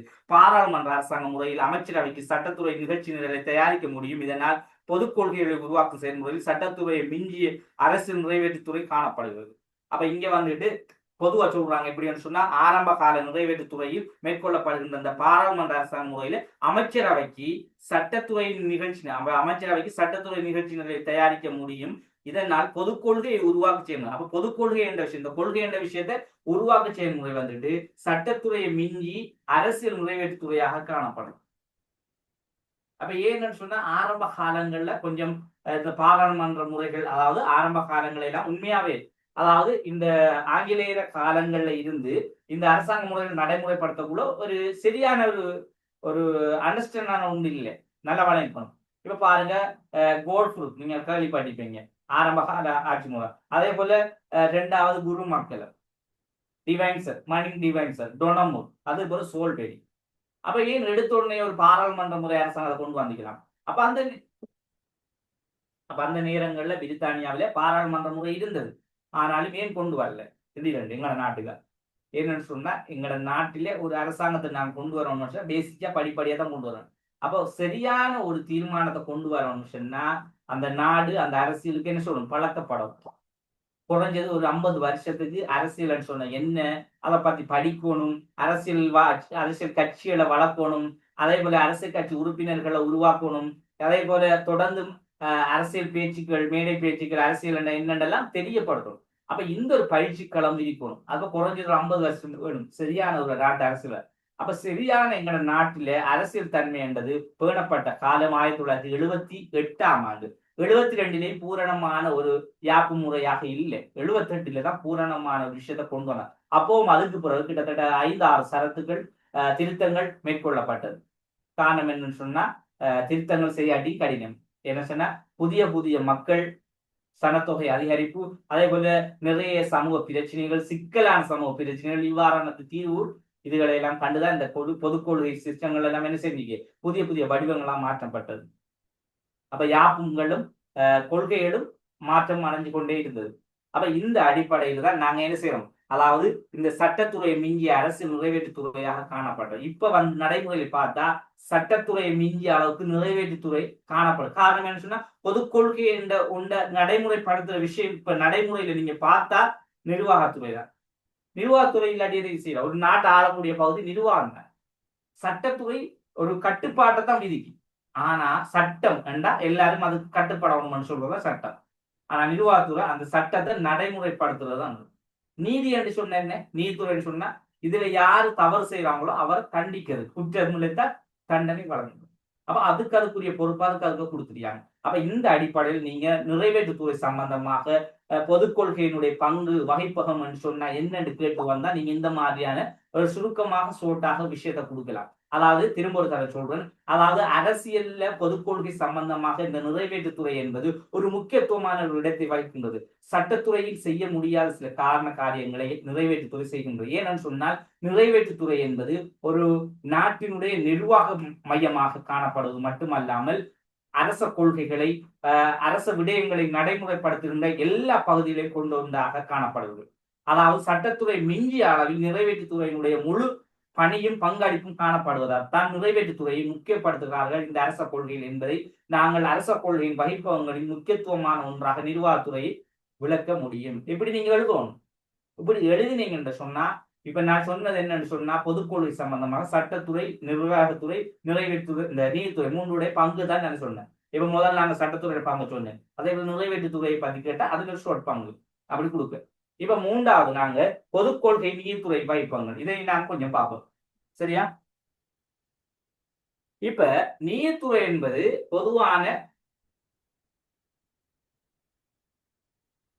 சரியா? நீதித்துறை என்பது பொதுவான விஷயம் என்ன? அதாவது எல்லாருக்கும் சமமான அளவில என்ன செய்யணும்? நீதி வழங்கணும். இப்ப மனிதன் என்ற வகையில் இல்லாம தவறு செய்வான். இப்ப எல்லாரும் சட்டத்துக்கு கட்டுப்பாட்டு இருப்பானா? இல்லைன்னு. இப்ப உதாரணத்துக்கு நாங்க பார்த்தோம்னு சொன்னா எங்க நாட்டுல ஒரு 2 லட்சம் பேர் அங்கிட்டு வச்சுக்கணும் நார்மலா. இந்த 2 லட்சம் பேர்ல குறைஞ்சது எப்படியும் 1,50,000 பேர் தான் என்ன செய்யலாம்? ஒரு 4 3 பங்கு மக்கள் தான் கொஞ்சம் நல்ல எண்ணத்துல வாழ்வாங்கன்னு. ஆனா 4 பங்கு மக்கள் கடும் கஷ்டம், அவங்கள திருத்துறதே கஷ்டமா இருக்கும். அப்ப அப்படியான ஒரு நிலைப்பாடுல தான் அவங்க இருப்பாங்க. அப்ப என்ன காரணம்னு சொன்னா நாங்க மனிதர்கள், அதாவது எங்களுக்கு அதாவது உணர்வுகள் இருக்கி, பிரச்சனைகள் இருக்கும், நிறைய சொல்லல அது எக்ஸ்ட்ரா என்ன. அப்ப அதால நாங்க சரியான மனநிலையில உள்ள ஆட்களை நாங்க ஒரு 1 லட்சம் பேரை நாங்க எடுத்தா 4 பங்கு எடுத்தா 4 பங்கு இந்த குழப்பமாகத்தான் இருக்கு. இப்படியான ஆட்களை இந்த சொல்லப்படுகிற நாட்டினுடைய கொள்கைக்கு கட்டுப்பாடலைன்னு சொன்னா என்ன செய்யுது என்ற அடிப்படையில தான் இந்த பொது கொள்கை நீதித்துறை வகைப்பாங்க இருக்கின்றது நாங்க வழங்குவோம். இந்த உதாரணம் உங்களுக்கு போதும்னு நினைக்கிறேன். சரி, பாருங்க, நீதித்துறையானது பொதுக்கொள்கை தொடர்பில் அதிக அளவு கவனம் செலுத்தும் நிலையில் இல்லாவிடனும் அது தொடர்பில் முக்கிய நிறுவனமாக விளங்குது. இது முதலாவது விஷயம், நீங்க ஏற்றுக்கொள்றீங்கன்னு. தொடர்ந்து பாருங்க, கொள்கை தொடர்பில் ஏற்படுகின்ற சட்ட பிரச்சனையின் போது அவற்றை பொருள்கோடல் செய்வதும் அவற்றின் யாப்புறு தன்மையின் அரசியல் அமைப்புடன் ஒத்துப்போகின்றதா இல்லையா என பரிசீலிப்பதும் நீதித்துறையானதாகும். இதனால் பொது கொள்கையை வகுத்தல், நீதித்துறையின் பங்களிப்பு செய்தல் மற்றும் அதன் நடைமுறை தீர்மானம் குறிப்பிடுதல் அதிகாரத்தை கொண்டுள்ளது. இப்ப இங்க சொல்ற விஷயம் என்னன்னு சொன்னா, இப்ப பொதுவான கருத்து, அதாவது நீதித்துறையினுடைய வேலை என்ன? அதாவது சட்டத்தையும் நிர்வாகத்திலையும் பிழைகளையும் தான் கட்டுப்படுத்துறது. அப்ப தவறுகள் என்ற விஷயத்தை வந்துட்டு ஏற்படுத்துற தானா வருமா? இல்ல. தவறுகள் சில நேரங்கள் தெரியாம வந்துடலாம். வேணுமென்று செய்யறது அது ஓகே. ஆனா தெரியாம சில விஷயங்கள் வரலாம். இப்போதான் சட்டத்துறையிலையும் நிர்வாகத்துறையிலையும் இப்ப நிர்வாகத்துறையிலே செய்யற விஷயம் வந்துட்டு கொஞ்சம் செய்யறது மக்களுக்கு கொஞ்சம் பிடிக்காத மாதிரி இருக்கலாம். அதே போல சட்டத்துறையில் உள்ள விஷயம் நிர்வாகத்துறைக்கு 2க்கும் இடையில் தொடர்பு இல்லாத மாதிரி இருக்கலாம். அப்ப இதுக்கு என்ன செய்யற ஒரு நடுவரால் வேணுமா இல்லையா? அவர் தான் நீதியாளர். அப்ப அவர் என்ன செய்வார்னு சொன்னா சட்டத்தை முதல்ல ஆராய்வார். சட்டத்துல ஏற்கனவே இதுக்கு என்ன மாதிரி, இந்த கொள்கைக்கு என்ன தீர்மானம் என்றெல்லாம் சொல்லப்பட்டிருக்குமே. அப்ப அந்த கொள்கை தீர்மானத்துக்கு ஏற்ற மாதிரி நிர்வாகத்துறைக்கு என்ன தகவலை கொடுப்பார், நீங்க அதுக்கேற்ற மாதிரி செயற்படுங்க, அதுக்கு மீறி செயற்படாதீங்க. ஏன்னு சொன்னா சட்டத்துல எல்லாம் சொல்லப்பட்டதுக்கு அடிப்படையில இல்லைன்னு சொன்னா அதுக்கு ஏற்ற வகையில நாங்க மாற்றி அமைக்கணும் என்று ஒரு நடுவராக இருந்து சில முடிவுகளை எடுக்கக்கூடியவர் தான் இந்த நீதித்துறை. அப்ப நீதித்துறையினுடைய வேலை என்று சொன்னா கொள்கை தொடர்பில் ஏற்படுகின்ற சட்ட பிரச்சனையின் போது அவற்றை பொருள் போடல், அவற்றின் யாப்புத்தன்மை, யாப்பில சொல்லப்படுகிற விஷயங்களுக்கு அரசியல் அமைப்புடன் ஒத்து போகின்றதா அப்ப யாப்பில சொல்லப்படுகின்ற விஷயத்துக்கு அதாவது அரசியல் அமைப்புன்னு சொன்னா யாப்பில் ஒத்து போகின்றதா இல்லையா என்ற பரிசீலித்து நீதித்துறையாகும் பொது கொள்கை வகுத்தலில் நீதித்துறை பங்களிப்பு மற்றும் அதன் நடைமுறை தீர்மானிப்பதில் குறிப்பிட்ட அதிகாரம் கொண்டது. அப்ப இவங்களுக்கு இப்ப நீதித்துறை என்று சொன்னா அவருக்கு அதிகமான அதிகாரம் என்று இல்லை. நீதித்துறை என்று சொன்னா அது சுதந்திரமான தன்மை. இவங்க 2 பேருக்குள்ள பிரச்சனை வரப்படா அதை தீர்த்து வைக்கணும். ஏன் இப்ப இதுக்குள்ள மிதிக்க மனிதர்கள் தான், அதுக்குள்ள மிதிக்க மனிதர்கள் தான். என்ன அப்ப 2 பேருக்குள்ள மிதிக்க மனிதர்கள் என்றதால இப்ப சட்டத்துறை நிறைவேற்றுத்துறை என்ற சும்மா பொம்மை மாதிரி வந்து செஞ்சு கொண்டு போ ரோபோவா இல்லையே. அங்கேயும் வாக்களிக்க போறாங்க, இங்கேயும் மனிதர்கள் தான் நிற்போம். அப்ப அதால சில நேரம் பிரச்சனை வரலாம். அப்ப அதை தீர்த்து வைக்கும் முகமாக இந்த செயற்பாட்டை நீதித்துறை செயற்படுத்தும். தொடர்ந்து பாருங்க, ஏதேனும் சட்டம் நாட்டின் அடிப்படை சட்டத்துக்கு பொருந்தாதது என நீதிமன்றம் தீர்மானிக்கும் போது கொள்கை நிறைவு பெறுகின்றது. இப்ப ஏதாவது ஒரு சட்டம் இப்ப அது நாட்டுக்கு பொருத்தப்பாடில்லை. இப்ப நாங்க யோசிச்சோம் என்ன, அப்ப சட்டத்தை கொண்டு வரோம்னு சொன்னா நிறைய சட்டத்தை நாங்க ஏற்றுக்கொள்றோம். ஒரு சிலர் ஏற்றுக்கொள்ளாடியாத அப்படியே சும்மா விடுவதா, அதை யாரு அதை இல்லாம செய்யறது எங்களுக்கு குழப்பம் கொண்டு வந்திருக்குமே. நாங்க நேற்று எல்லாம் படிக்கக்குள்ள அதான் இந்த நீதித்துறை என்ன செய்யும்ன்றதை நாங்க பார்ப்போம். ஏதேனும் சட்டம் நாட்டின் அடிப்படை சட்டத்துக்கு பொருந்தாது என நீதிமன்றம் தீர்மானிக்கும் போது அப்ப நீதிமன்றம் 3வது நபர் என்ன சொல்வாருன்னு சொன்னா அவருடைய வேலை நீதி புனராய்வு. அதாவது இந்த சட்டத்தில் இருக்க விஷயத்தை நிர்வாகத்தை பற்றி என்ன செய்வார், ஆய்வு செய்வார். அப்ப இது பொருந்தாது, இது ஏற்றுக்கொள்ள இல்லாது, நீதி சட்டத்தில் உள்ள விஷயத்துக்கு இது பொருத்தப்பாடில்லை. அப்ப இதை நாங்க பொருத்தம் இல்லாம இருக்கிறத நாங்க என்ன செய்யறோம், நீங்க ஏற்றுக்கொள்ளாதீங்க அதை என்ன செய்வார், முற்று முழுது அவர் நீக்குறது அவர் தான். அப்ப அந்த இடத்துல இருந்து இல்லாம செய்யக்கூடியவர் அவர் தான்.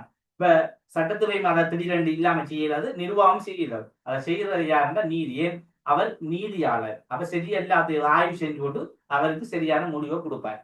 அடுத்த பாருங்க, இவ்வதிகாரத்தை நடைமுறைப்படுத்துவதற்கு நீதிமன்றங்களுக்கு அதிகாரம் இருத்தல் வேண்டும். அத்தோடு சில நாடுகளில் நீதிமன்றங்களுக்கு நீதி புனராய்வு அதிகாரம் வழங்கப்பட்டுள்ளது. இது சட்டமானது சட்டமன்றத்தில் நிறைவேற்றப்படுவதற்கு முன், அதாவது சட்ட மூலமாக இருக்கும் சந்தர்ப்பங்களில் ஆலோசனை வழங்கும் அதிகாரத்தை நீதிமன்றத்துக்கு வழங்குகின்றது. அப்ப அதிகாரம் என்ற விஷயத்துல நீதிமன்றத்துக்கு அதிகாரம் இருத்தல் வேண்டும். அதோடு சில நாடுகள் நீதிமன்றத்துக்கு நீதி புனராய்வு அதிகாரம் வழங்கப்பட்டுள்ளது. அப்ப நீதிமன்றத்துக்கு அதிகாரத்தை பார்த்தீங்கன்னு சொன்னா அதிகமான அதிகாரம் சொன்னா அதாவது இந்த விடயங்களுக்கான அதிகாரம் தான் இருக்கும். சும்மா மிதமிஞ்சின அதிகாரம் சொன்னா அதாவது சட்டத்துறையை கட்டுப்படுத்துவது, நீதித்துறையை கட்டுப்படுத்தி இந்த நிர்வாகத்துறையை கட்டுப்படுத்தி நீங்க 2 பேரும் மூட்டை போங்க, நான் தனியே இந்த ஆளை போறேன் சொல்லல. அப்ப அப்படி அதிகாரம் இல்லை. இவங்களுக்குள்ள நடக்கின்ற பிரச்சனைகளுக்கு தீர்த்து வைக்கும் முகமான சில அதிகாரங்கள் மட்டும்தான் இவங்க வச்சிருக்காங்க. அப்ப அந்த அடிப்படையில் அந்த அதிகாரத்தை கொண்டுதான் சில நாடுகள நீதிமன்றத்துக்கு நீதி புனராய்வு அதிகாரம் வழங்கப்பட்டிருக்கு. ஆனா இது ஒரு சட்டமன்றத்தின் நிறைவேற்றுத்துறைக்கு முன், அதாவது சட்டம் மூலமாக இருக்கும் சந்தர்ப்பங்களில் ஆலோசனை வழங்கும் அதிகாரத்தை நீதிமன்றத்துக்கு வழங்கும். சில நேரங்கள்ல சட்டமன்றத்துக்கு, அதாவது ஒரு சட்டத்தை கொண்டு வர போறாங்க, ஒரு யாப்பு சட்டத்தை கொண்டு வர போறாங்கன்னு சொன்னா அதுக்கு யாப்புக்கு முரணான, அதாவது ஏற்கனவே சட்டத்தில் சொல்லப்படுது முரணான விஷயத்தை கொண்டு வரத வர்த்திரிக்கா இல்ல யாப்புக்கு ஏற்ற மாதிரியே, அதாவது யாப்பில நல்ல வளங்கணும். யாப்பில சொல்லப்படுற சட்டம்னு சொன்னா மக்களுக்குரிய, அதாவது உரிமை சம்பந்தமாக மக்கள் வாழக்கூடிய தன்மையை கொண்ட விடயங்கள் தான் இந்த சட்டம். நல்ல வழங்கணும். இப்ப நீங்க யோசிப்பு சட்டம் என்ன, யாருக்கா அந்த சட்டம், என்ன சட்டம், அது மக்களுக்கான விஷயம் தான். அவ்வளவு இப்ப எங்க நாட்டு 78ஆம் ஆண்டு யாப்பில் சொல்லப்படுற சட்டம் அது மக்களுக்குரிய விஷயம், அவ்வளவுதான். அந்த சட்டத்திலே சில நேரங்கள்ல புதிய விஷயத்தை நாங்க கொண்டு வர போறோம்னு சொன்னா அதை என்ன செய்யணும்னு சொன்ன அந்த நீதிமன்றம் ஒரு ஆலோசனை வழங்கும். நீங்க அந்த சட்டத்துல இருக்கிற மாதிரி அதுக்கேற்ற மாதிரி நீங்க விஷயத்த கொண்டு வரலையே, பிள்ளையான கருத்து கொண்டு கொண்டு வரலையே, நாளைக்கு அது பிரச்சனை வரும் என்று நீதிமன்றம் என்ன செய்யலாம், ஆலோசனை வழங்கி புதிய விஷயத்த கொண்டு வரதுக்கு அனுமதி இருக்கு. அதே மாதிரி இவங்களுக்குள்ள ஏற்பட்ட சட்ட ரீதியான பிரச்சனைகளுக்கு தீர்ப்பு அளிக்கும் முகமான ஒரு நடுவராகவும் அதுக்குரிய அதிகாரமும் இந்த நீதிமன்றத்துக்கு இருக்கி என்றதை நாங்க இந்த அரசியல் கொள்கை ரீதியாக விளங்கிக் கொள்கிறோம். சரியா? ரைட். அடுத்த பாருங்க, உதாரணமாக இலங்கையில் 1978ஆம் ஆண்டு 2ஆம் குடியரசு யாப்பின் கீழ் பாராளுமன்றத்தில் நிறைவேற்ற எதிர்பார்க்கின்ற சட்டம் அல்லது சட்டமூலம் தொடர்பில் முறைப்பாடு செய்யப்படுகின்ற போது அது யாப்பில் ஒத்து போகின்றதா இல்லையா என்று குறித்த நீதிமன்றத்தில் வழிகாட்டல் செய்ய முடியும். இதான் அதுக்குரிய உதாரணம். சரியா? அப்ப யாப்பில எல்லாம் இருக்குதுன்னு பார்க்கணும். யாப்புன்றது மக்களுக்கானது, நல்ல விளங்கணும். யாப்பு சட்டம்னு சொல்றது வேற ஒன்றும் இல்லை. நீங்க வேற குழம்பிக்கப்படா. சும்மா சில இடத்துல சும்மா தெரியாத சும்மா குழப்பி குடிப்பான் பிள்ளையார், அப்படி இல்லை. அது மக்களுக்கான சட்ட உரிமை, மக்களுக்கான விடயங்கள் தான் இதுல இருக்க போகுது. அப்ப அதோட ஒத்து போற மாதிரி தான் என்ன செய்யணும், நீதிமன்றமும் என்ன செய்யணும், ஆராய்ச்சி பார்த்து முடிவை பொதுக்கொள்கை தொடர்பா சொல்லும். அப்ப அதைத்தான் இந்த உதாரணத்தை 78ஆம் ஆண்டு யாப்பின் பிரகாரம் பாராளுமன்றத்தில் நிறைவேற்றப்படுகின்ற விஷயம் சட்ட மூலத்தோடு ஒத்து போகின்றது இல்லை என்றது பார்க்கப்பட்டது. தொடர்ந்து இன்னும் சில சந்தர்ப்பங்களில் கொள்கையானது முறையான செயல் ஒழுங்கினை பின்பற்றுகின்றவில்லையாயின் அதற்கு எதிரான நடவடிக்கை எடுக்கவும் கொள்கை நடைமுறை செயற்பாட்டில் சீர் செய்வதற்கு நீதிமன்றத்திற்குள் ரீட் கட்டளை என்னும் விசேட கருவிகளை பயன்படுத்தும். ரீட் கட்டளைன்னு சொன்னா இப்ப ஒரு நல்ல வழங்கும் ரீட் கட்டளைன்னு சொல்றது பொதுவா ஒரு கட்டளை, அதாவது ஏற்கனவே ஒரு விஷயத்தை அங்க கொண்டு வந்தாச்சு. இப்ப எப்படின்னு சொன்னா, இப்ப கொள்கை முறையில ஒழுங்கினை பின்பற்றுகின்றவில்லையாயின் அதற்கு எதிரான நடவடிக்கை எடுக்கவும், அதாவது ஒரு கொள்கையை கொண்டு வந்ததை சரியான முறையில் அவர் பின்பற்றல, சரியா, அல்லது அந்த கொள்கையை நடைமுறை செயற்பாட்டில சீர் செய்து அதை என்ன செய்யணும், நீதிமன்றத்துக்குள்ள என்ன செய்யணும், அதை வழங்கணும். ஒன்று சரியான முறையில் அதை பின்பற்றணும், அப்படி சில்லை என்றா அது பிள்ளை என்று கருதினா அதை என்ன செய்யணும், சீர் செய்யணும். அதை சொல்ற ரீட் கட்டளை என்ற விசேட கருவிகளை பயன்படுத்த முடியும். அப்ப இதுக்கும் யாருக்கு அனுமதி இருக்குன்னு சொன்னா நீதிமன்றத்துக்கு அனுமதி. இதெல்லாம் யார் செய்யற, இதையும் நீதிமன்றம் தான் செய்யற. அப்ப இந்த விஷயத்தை தான் நாங்க, அதாவது பொது கொள்கை நீதித்துறையினுடைய வகிப்பாங்கள். அப்ப எங்களுக்கு கேள்வியில நீதித்துறையின் வகிப்பங்கள் வந்தா நாங்க அழகா விளையாடி எழுதலாம். நீதித்துறை என்பது 2 பேர் நீதியாளன் 2 போட்டாலே உங்களுக்கு பார்க்கர்கள் முதல் என்ன செய்வாங்கன்னு தெரியுமா, உங்களோட பார்க்க கல்வி திணைக்கள அதிகாரிகள் முதல் பார்த்தாங்கன்னு சொன்னா, அதாவது முதல் நீங்க சொன்ன அந்த 2 பேருக்கு சமானான தீர்வு வழங்கன்னு சொன்னாலே முதல் ஒரு மார்க்ஸ் அவங்க போடுவாங்க. ஏன்னு சொன்னா இதான் அது சரியான கருத்து. சும்மா குப்பையா கொஞ்சம் விளங்காத அதையும் இதையும் பாடமாய் கொண்டு எழுதலாம் யோசிச்சா அப்படி இல்லை. அரசியல் என்பது நாங்க விளங்குறது தான் எழுதுறது. அதுக்காக பச்சை பொய் எழுதுறையில நாட்டுல நடக்குதுகள், அதே போல நாங்க அரசியலப்பட்ட அனுபவங்கள், அதே போல நாங்க படிச்ச விளங்கிய விஷயங்கள் எல்லாம் தான் அரசியல். அப்ப அரசியல் பாடம் என்பது கடினமான பாடம் இல்லை, மிகவும் இன்ட்ரெஸ்டான பாடம். நாங்க இப்ப ஒரு இப்ப கதைச்சு கிடிக்கக்குள்ள வெளியில போக அரசியல் கதை தாங்க இருக்கும். அதான் அரசியல் என்பது. ஏன்னு சொன்னா அது எங்களோட நெருக்கமான அன்பு. அப்ப அதாவது இந்த அரசியல் பாடமானவர்கள் குறைஞ்ச சித்தி சும்மா நோமலா விளையாடி எழுதினாலும் சி எடுக்கிறான். நல்லா விளையாடணும், நல்லா படிச்சுட்டீங்கன்னு சொன்னா 95க்கு மேலதான் எடுக்கலாம். நல்லா படிச்சீங்கன்னு சொன்னா ஒரு கேள்வியும் விட மாட்டேங்க. எல்லாருக்கும் அந்த சொதப்புற அந்த எம்சிக்கு தானே, அது லேசி. அந்த கேள்வியை விளங்கி எடுக்க கஷ்டம் உங்களுக்கு. நான் உங்களுக்கு அந்த FWC பேப்பர்ல அவடத்த அந்த சில பேர்கள், அதாவது அது இந்த சில பேர் உதாரணமா சேர்மானம் கேட்பாங்க.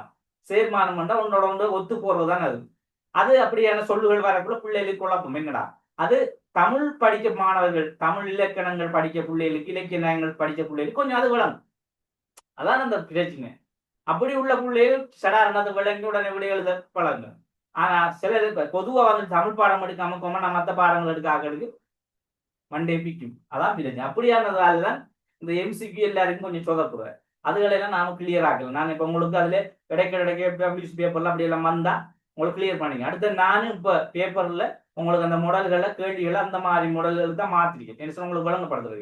இப்போ உங்களுக்கு எம்சி கொஸ்டின்ஸ் கிட்டத்தில் ஒரு கிளாஸ் போடுவேன். அடுத்தது ஸ்ட்ரக்சர் கொஸ்டின்ஸ் கிளாஸும் போடுவேன். அதுல உங்களுக்கு கட்டாயம் நாங்க 4ஆம் தவணை பேப்பரை விளங்கப்படுத்துவோம். சரியா, யோசிக்க தேவையில்லை. அது எப்படி அந்த கடினமான கேள்வி இருந்தது மீண்டும் ஒரு முறை நாங்க பார்ப்போம். ஏற்கனவே 2ஆம் தவணை பரீட்சையில செமினார் செஞ்சதுல அவங்களுக்கு கொஞ்சம் கிளியர் ஆகி உங்களுக்கும் அதுல நான் கொஞ்சம் இது பண்றேன். உங்களுக்கு 4ஆம் தவணைக்குரிய செமினார் செய்யல தானே. இந்த 4ஆம் தவணை பரீட்சை இந்த பேப்பர் கரெக்ஷன் பார்த்தீங்கன்னு சொன்னா இதுக்கு வார மாசம் நடக்க போறா. வார மாசம் என்ன 5ஆம் தவணை பரீட்சை போட்டியா, 5ஆம் மாசம் போட்டியா, அதுல உங்களுக்கு எல்லாம் கிளியர் ஆயிடும். சரியா, யோசிச்சுட்டு இல்லை. சும்மா லேசா தான் அதை விளங்கணும். அது என்னன்னு சொன்னா அந்த சொல்லுகள் உங்களுக்கு கடினப்படுது, ஒரு ஒன்றும் இல்லை. ரைட், அடுத்த பாருங்க. இப்ப இந்த பொது கொள்கையினுடைய நிரந்தர நிறைவேற்று துறைன்னு சொன்னா இப்ப நாங்க பார்க்க போறது ஏன் இந்த நிரந்தர நீதித்துறை பத்தி உங்களுக்கு வழங்கிட்டு நீங்க எழுதலாமே. நீதித்துறைன்னு சொன்னா சோட்டா சொல்ற 4-5 வரியில, அதாவது பொதுவா நீங்க அதாவது அரசியல் கொள்கையினுடைய பங்களிப்பினுடைய அரசியல் கொள்கையின் நீதித்துறையின் பங்களிப்பை நாங்கள் நோக்குகின்ற போது, அதாவது இந்த நீதித்துறை என்பது அதாவது சட்டத்துறை நிர்வாகத்துறை என்ற அடுத்த படியாக நீதித்துறை உள்ளது. இது இவங்க 2 பேருக்கும் ஏற்படுகின்ற சில பிரச்சனை பிணக்கெழுத்தின் ஒரு நடுவர் தாபனமாக நிறுவனமாக காணப்படுகின்றது. இவருடைய வேலை இந்த பொது கொள்கை தொடர்பான கருத்துக்கள் சட்டத்துறையில் உள்ளவாறு சரியாக நடைபெறுகிறதா, இல்லை அதற்கு முரணாக நிறைவேற்றுத்துறையால் செயற்படுகிறதா என்று பார்க்கின்றது இவருடைய வேலை. அதே போல சட்டத்துறையின் ஊடாக ஒத்து போகின்ற அளவில் செயற்படக்கூடியதாக இருக்கின்றதா என்ற ஒரு அதிகாரத்தை கொண்ட ஒரு தாபனமாக இருக்கின்றது.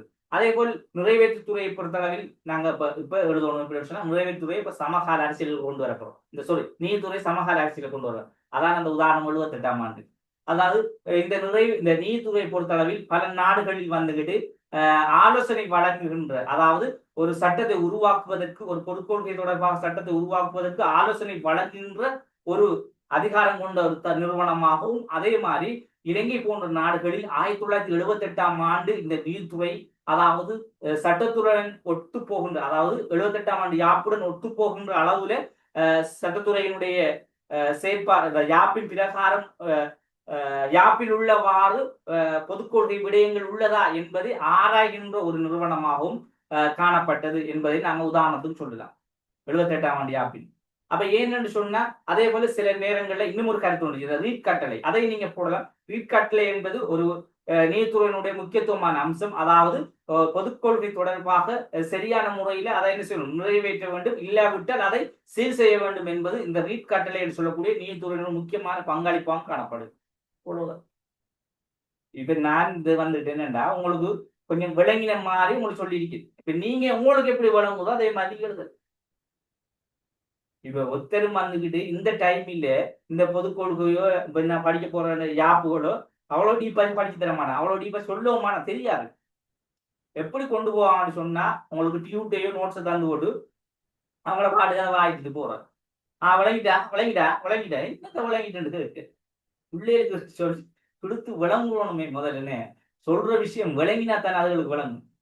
அப்ப அப்படி இல்லை, படிச்சு கொடுக்கறதுக்கு ஒரு மெதட் ஒன்று இருக்கு. அடுத்தது நாங்க ஒரு விஷயத்த பிள்ளைகளுக்கு விளங்கப்படுத்திட்டு அதை திரும்ப அதுக்கு எப்படி விடை எழுதணும்னு சொல்லி கொடுத்தா தான் பிள்ளைகளுக்கு விளங்கும்.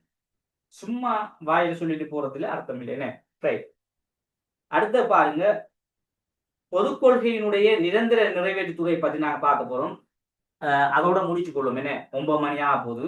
அதோட முடிச்சுட்டு நாளைக்கு பொதுக்கொள்கைக்கு மற்ற சின்ன பகுதி தான்.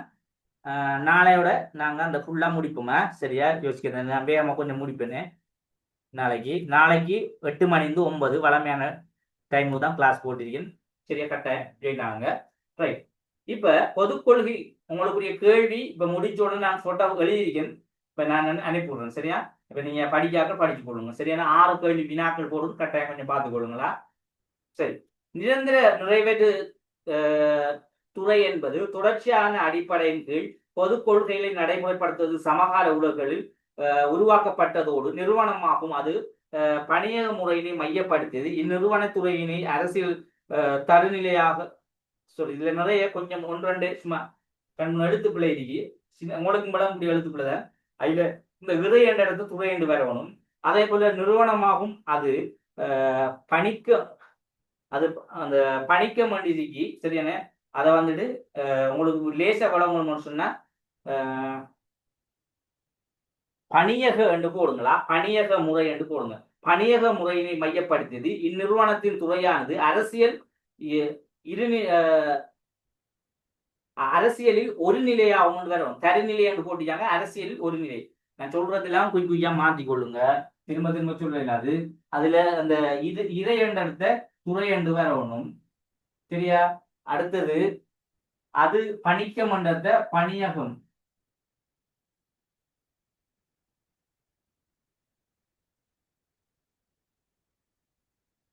அடுத்தது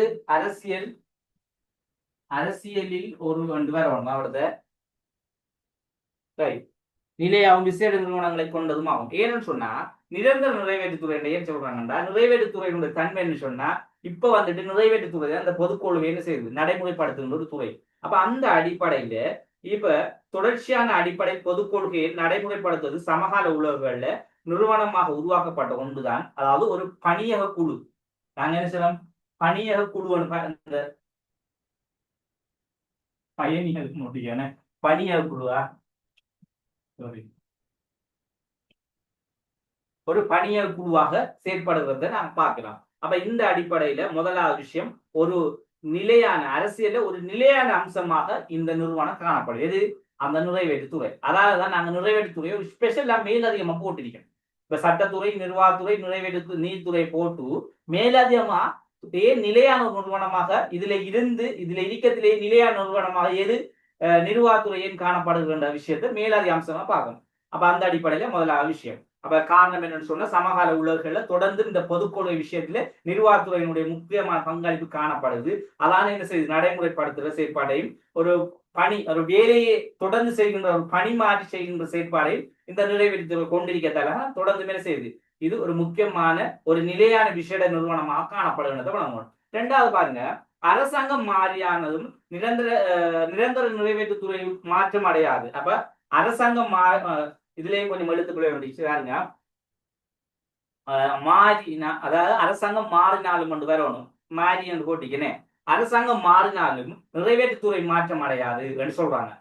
நிறைவேற்றுத்துறை என்பது அது ஒரு இடத்தை இருக்கிறது தானே, சட்டத்துறை, நிறைவேற்றுத்துறை, நீதித்துறை ஏன்னு சொன்னா அது ஒரு துறை சார்ந்த ஒரு முக்கியமான ஒரு நிறுவனம். அது எப்படி முக்கியம்னு சொன்னா அரசியலில் இருக்கின்ற அரசாங்கத்தினுடைய துறைகள், பணிகள், அதே போல நிறைவேற்று செயற்பாடுகளை எல்லாம் செய்கிறது, எல்லாத்தையும் செய்யக்கூடியதாக இருக்கிறது தான் இந்த நிறைவேற்றுத்துறை. அப்ப ஏன் அது அரசியலினுடைய முக்கிய துறைகள், முக்கிய பணி, அதாவது நிறுவனங்கள் எல்லாம் சொல்றாங்க, அரசாங்கத்தினுடைய முக்கிய துறைகள், முக்கிய பணிகள் என்ன சொல்றதெல்லாம் இந்த சட்டத்துறை, நிர்வாகத்துறை, நீதித்துறை சொல்ற காரணம் என்ன சொன்னா அது நாங்க அழிக்கிறாது. அரசாங்கம் ஒன்று இருந்தாலும் இல்லாட்டியும் பாராளுமன்ற கட்டமைப்பு பொறுத்த அளவிலே ஒரு நாட்டை ஆளக்கூடிய சக்தியாக இந்த மூன்றும் இருந்துதான் ஆகும். அப்ப அரசாங்கம் என்பது அது மக்களால தீர்மானிக்கப்படுது. அது மக்கள் மாறினாலும் இது இருக்கும், மக்கள் என்ன செய்வாங்க, காலத்துக்கு காலம் புதிய புதிய ஆக்கள் மாற்றம் பெறும். அப்ப அரசாங்கம் என்பது அந்த காலத்துக்கு ஏற்ப மாற்றம் அடையும் ஒரு பேராக காணப்படும். உதாரணமா ரணில அரசாங்கம்னு சொல்லுவாங்க. சில நேரங்களில் இப்ப இருக்கிறது வந்துட்டு அனுகுமாரி சார் அரசாங்கம்னு சொல்லுவாங்க. அந்த பேர் மாற்றம் அடையும். அப்ப ஆனா இதுல இருக்கின்ற இந்த மூன்று துறைகளும் முத்துறைகள், மூன்று நிறுவனங்களும் மாறுமா? இல்ல. அது எப்போ நிரந்தரமா இருக்கும். அந்த விஷயத்துல நீங்க தெளிவா இருக்கணும். அப்ப அரசாங்கம் மாறினாலும் நிறைவேற்றுத்துறை மாற்றம் அடையாது, அது தொடர்ந்து இயங்கும். அது பிரதான பணி அரச கொள்கையை நடைமுறைப்படுத்தலாகும். இது அரசியல் நிர்வாக தலைமைத்துவத்தின் சுயாதீனமான செயற்பாடாகும். அப்ப இதுல பேரு அரசியல் கொள்கைகளை நடைமுறைப்படுத்துகின்ற ஒரு சுயாதீனமான சுதந்திரமான நிறுவன மண்டலத்துல நீங்க தெளிவா இருக்கணும். சரியா பிள்ளைகள்? எல்லாரும் அமைதி அறிக்கைகள். சரி, நம்ம படிச்சதுல கொஞ்சம் கேள்விகள் கேட்டா செல்லலாமா? விளங்கிட்டு எல்லாருக்கும் முதலாவது நம்ம படிச்சதெல்லாம் விளங்கிட்டா? ஏதாவது டவுட்டுகளுக்கு இல்லையா? ஒன்றும் இல்லையா? கேட்க இல்லையா? விளங்கிட்டு தானே எல்லாருக்கும்? அப்ப சரி, நான் சும்மா உங்களுக்கு நீங்க படிச்சு இப்ப நீங்க எல்லாம் விளங்கிட்டு தானே? சரி, நம்ம சும்மா பொது ஒரு கேள்வி ஒன்று கேட்கணும். இப்ப நாங்க படிச்ச விஷயத்துக்குள்ளதான் இப்ப நாங்க இந்த அரசியல காணப்படும் பொது கொள்கையினுடைய 3 முக்கியமான இந்த துறைகளினூடான செயற்பாடை பார்த்தோம். அதுல இந்த அரசியல்ல வந்துகிட்டு சட்டத்துறையினுடைய, அதே போல நிர்வாகத்துறையினுடைய, நீதித்துறையினுடைய செயற்பாடு 3 வடிவம் இருக்கு. இந்த வடிவத்துல சரியா கொமனா நான் கேட்கிறேன், யாருக்கு தெரியுமோ சொல்லுங்க. சரியா, இன்னாருன்னு நான் கேட்க மாட்டேன், யாருக்கு விளங்கிருக்கு, யாரு இதை படிச்சிருக்கான்றத பார்ப்போம். சரியா, இப்ப சட்டத்துறை ஏன் குறைந்த அளவான இந்த கொள்கை நடைமுறையில அதிகாரம் குறைவாக செயற்பட்டு வருகிறது? காரணம் என்ன? ஷோர்ட்டா சொல்லுங்க, விளங்கினாங்க.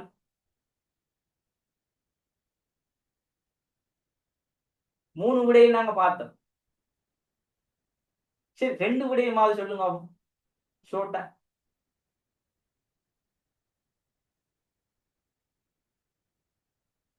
பாப்போம். ஜெயினப் சொல்லுங்க பாப்போம். சமா?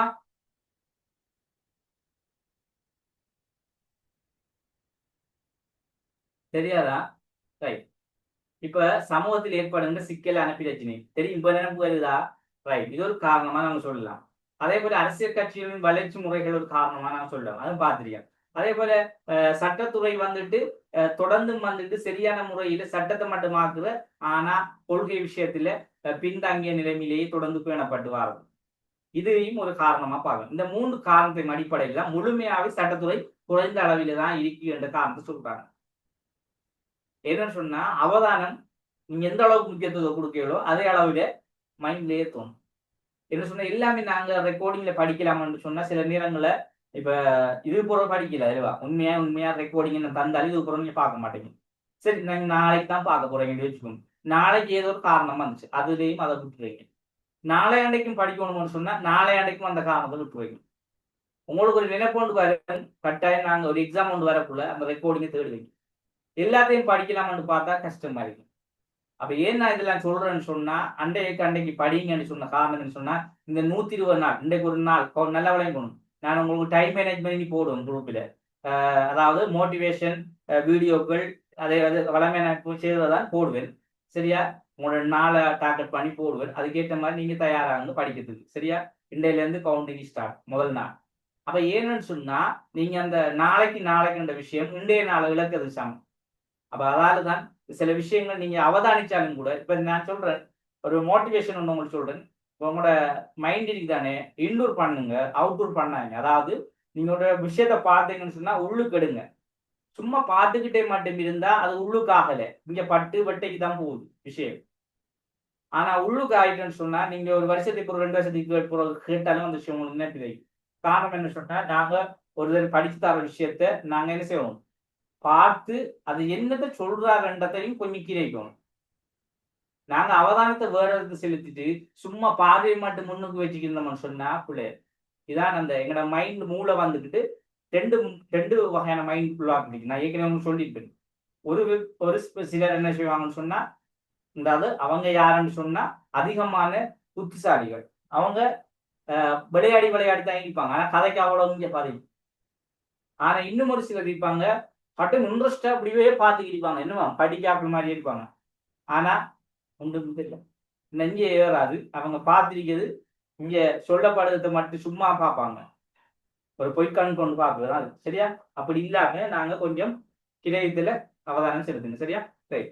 அடுத்தது பார்ப்போம் பிள்ளைகள். இந்த சின்ன ஒரு விஷயம் தான் பந்தி இதை முடிச்சு விட்டு போட்டு கிளாஸை முடிக்கும். சரியா? ரைட்.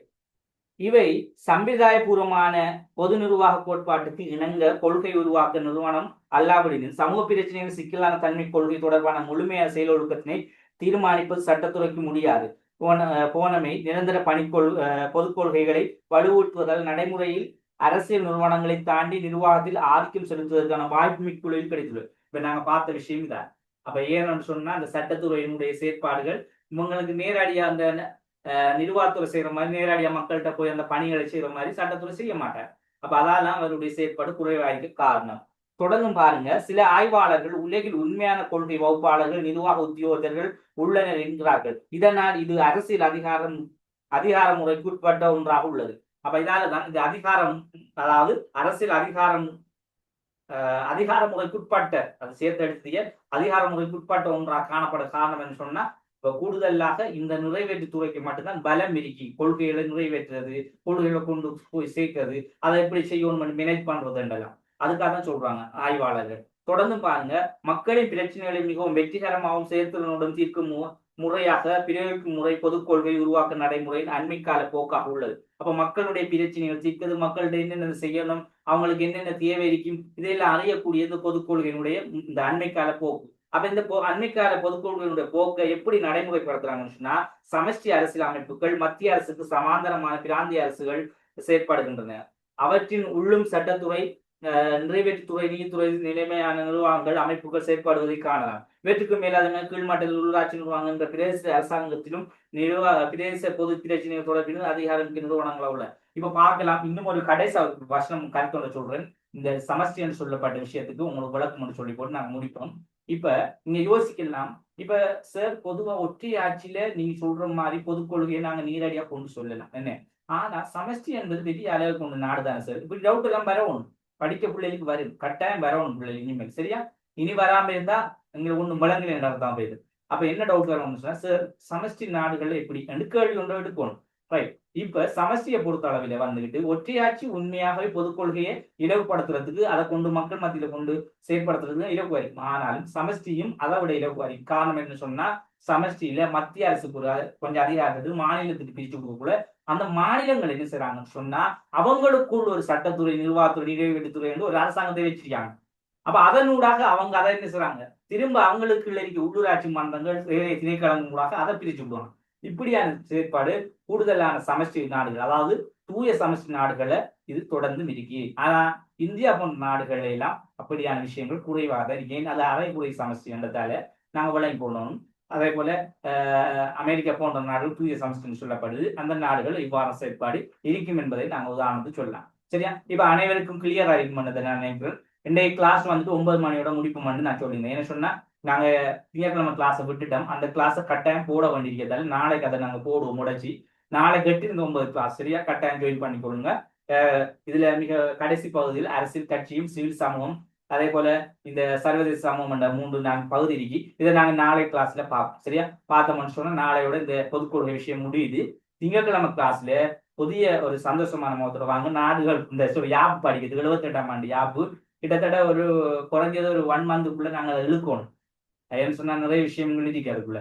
என்ன சொன்னா அந்த ஒரு யாப்புமே கிட்டத்தட்ட 2-3 கேள்வியை உடைச்சு தருவான். சில நேரங்கள் 2 கேள்வி உடைச்சு தருவான், மற்றது காலத்துவ கேள்வி அல்ல டொலமுறை அதெல்லாம் கலந்து போடுவாங்க. சில நேரங்கள் 78 72ஆம் ஆண்டு யாப்பையும் போட்டு தருவான்.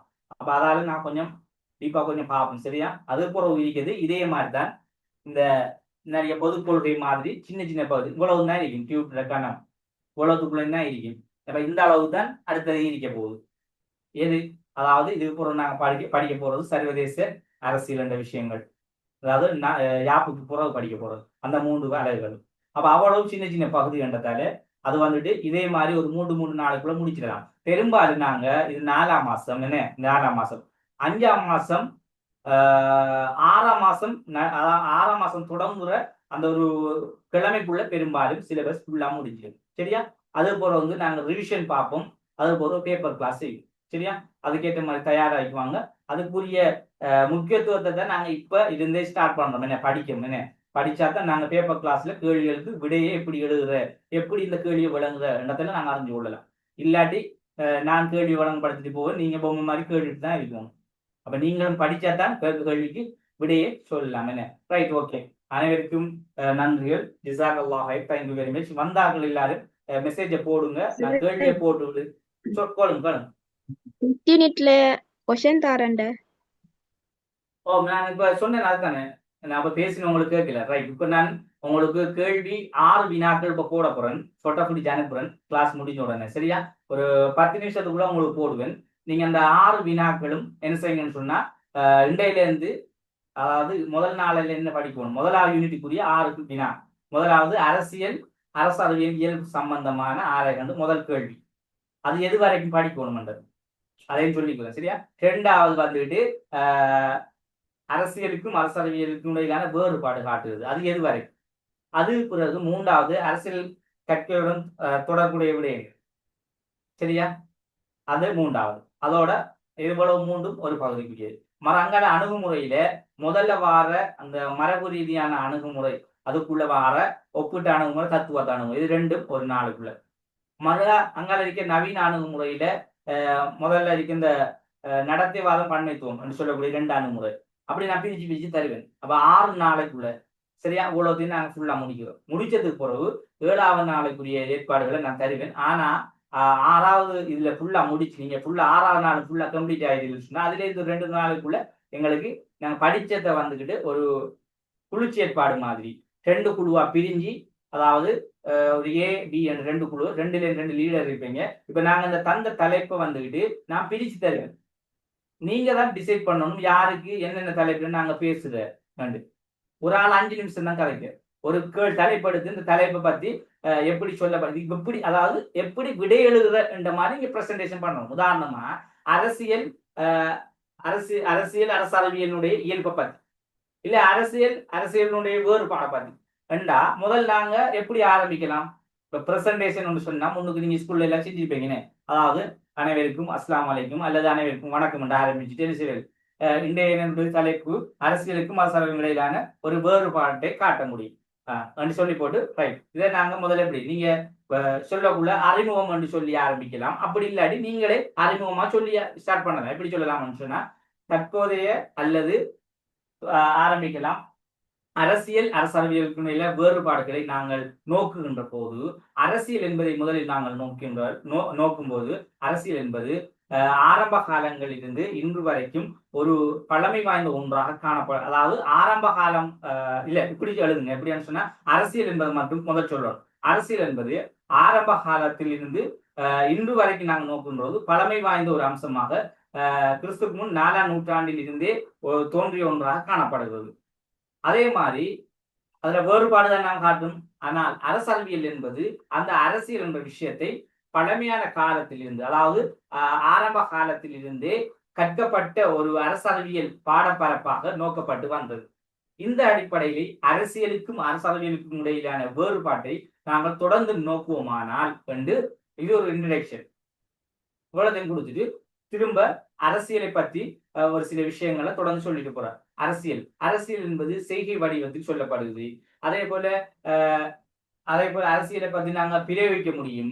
அரசியல் வந்துகிட்டு ஒரு கட்சி சார்ந்த விஷயங்களை நாங்க கண்ணால பார்த்து அறியக்கூடிய விஷயங்களாக அரசியலை நாங்க அறிஞ்சு கொள்ளலாம். அதே மாதிரி திரும்ப என்ன செய்யலாம்டா அரசியலை பத்தி இப்ப அரசியலை சொல்றோம். அரசியலை பத்தி அரசியல் செய்கின்ற போது இதை கற்க முடியும். என்ன அதே மாதிரி அரசியல் ஒரு கோட்பாட்டு வடிவமாக கற்க முடியும்.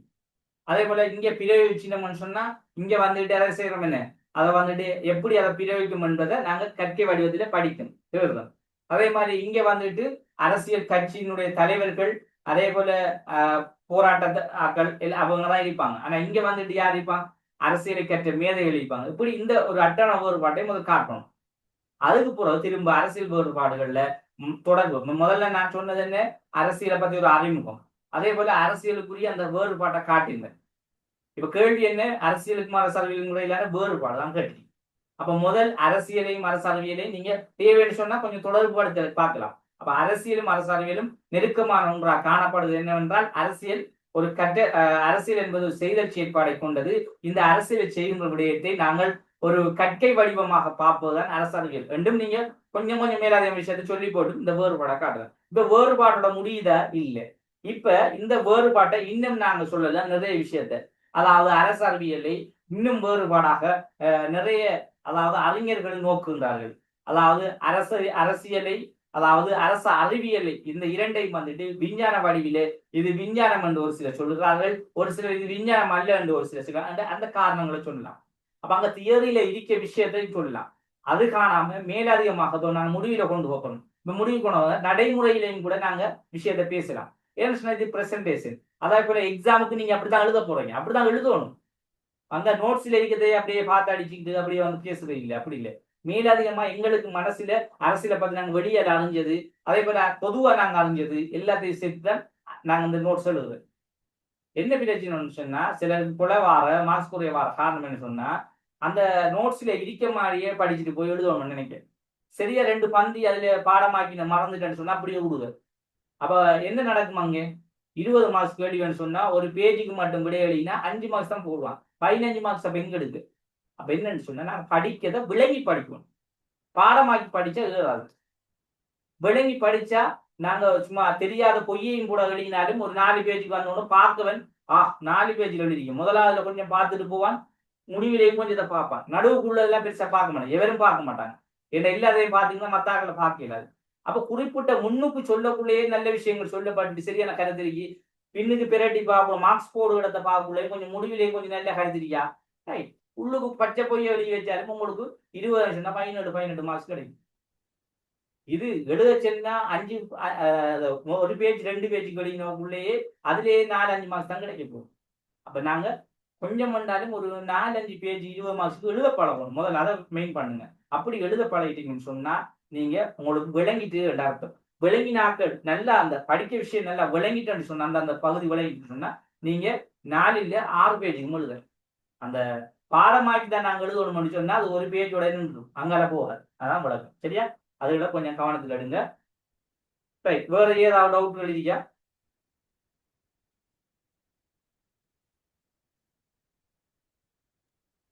சொல்லுங்க. அரசியலுக்கும் அரசியலுக்கும் தொடர்பு தனியே வரும் கேள்வியா? அது ரெண்டே ஒன்று சேர்த்து வராது.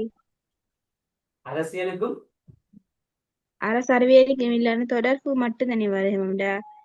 அரசியல் அரசியல் இப்ப நல்லா விளைக்கணும். என்னன்னு சொன்னா எப்படியான்னு சொன்னா கேள்வி போடுவாங்க. அவங்க டவுட் உண்டு. அது உண்மையா உங்களை எல்லாருக்கும் வார டவுட்டா தான் இருக்கும். இப்படிதான் கேள்வி வருமா? அரசியலுக்கும்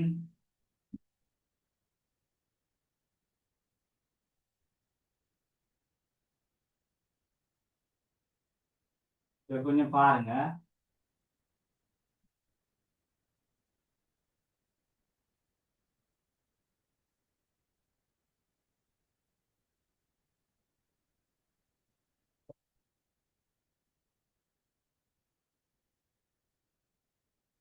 பாருங்க என்ன எழுதினீங்க?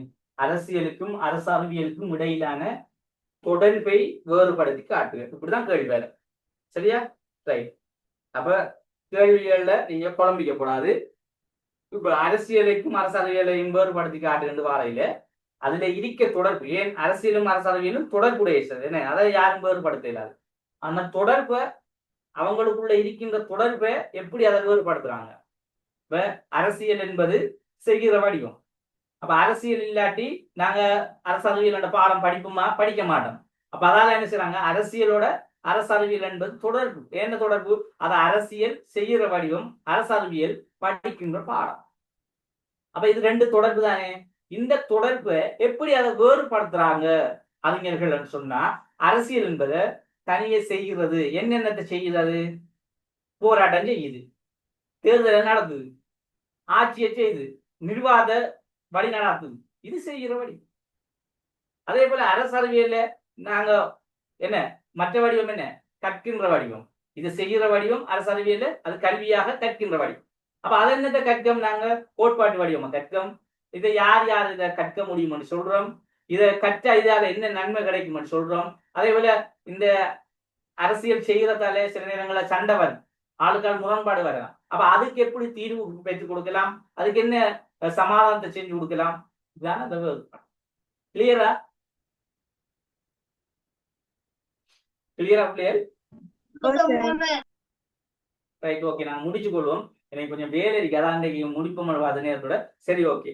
இன்ஷா அல்லாஹ் நாளைக்கு நாம கட்டாயம் பேசணும். நான் உங்களுக்கு அந்த கேள்வியை தந்துட்டு போறேன். சரியா? Right, okay. கட்டாயம் நாளைக்கு 8 to 9 ஜாயின் பண்ணுங்களா. அனைவருக்கும் நன்றி. ஜஸாக்கல்லாஹ். Thank you very much. வந்தார்கள் கொஞ்சம் குரூப்ல மெசேஜ் போடுங்களா, யார் யாருன்றது ரெக்கார்டிங் தான்.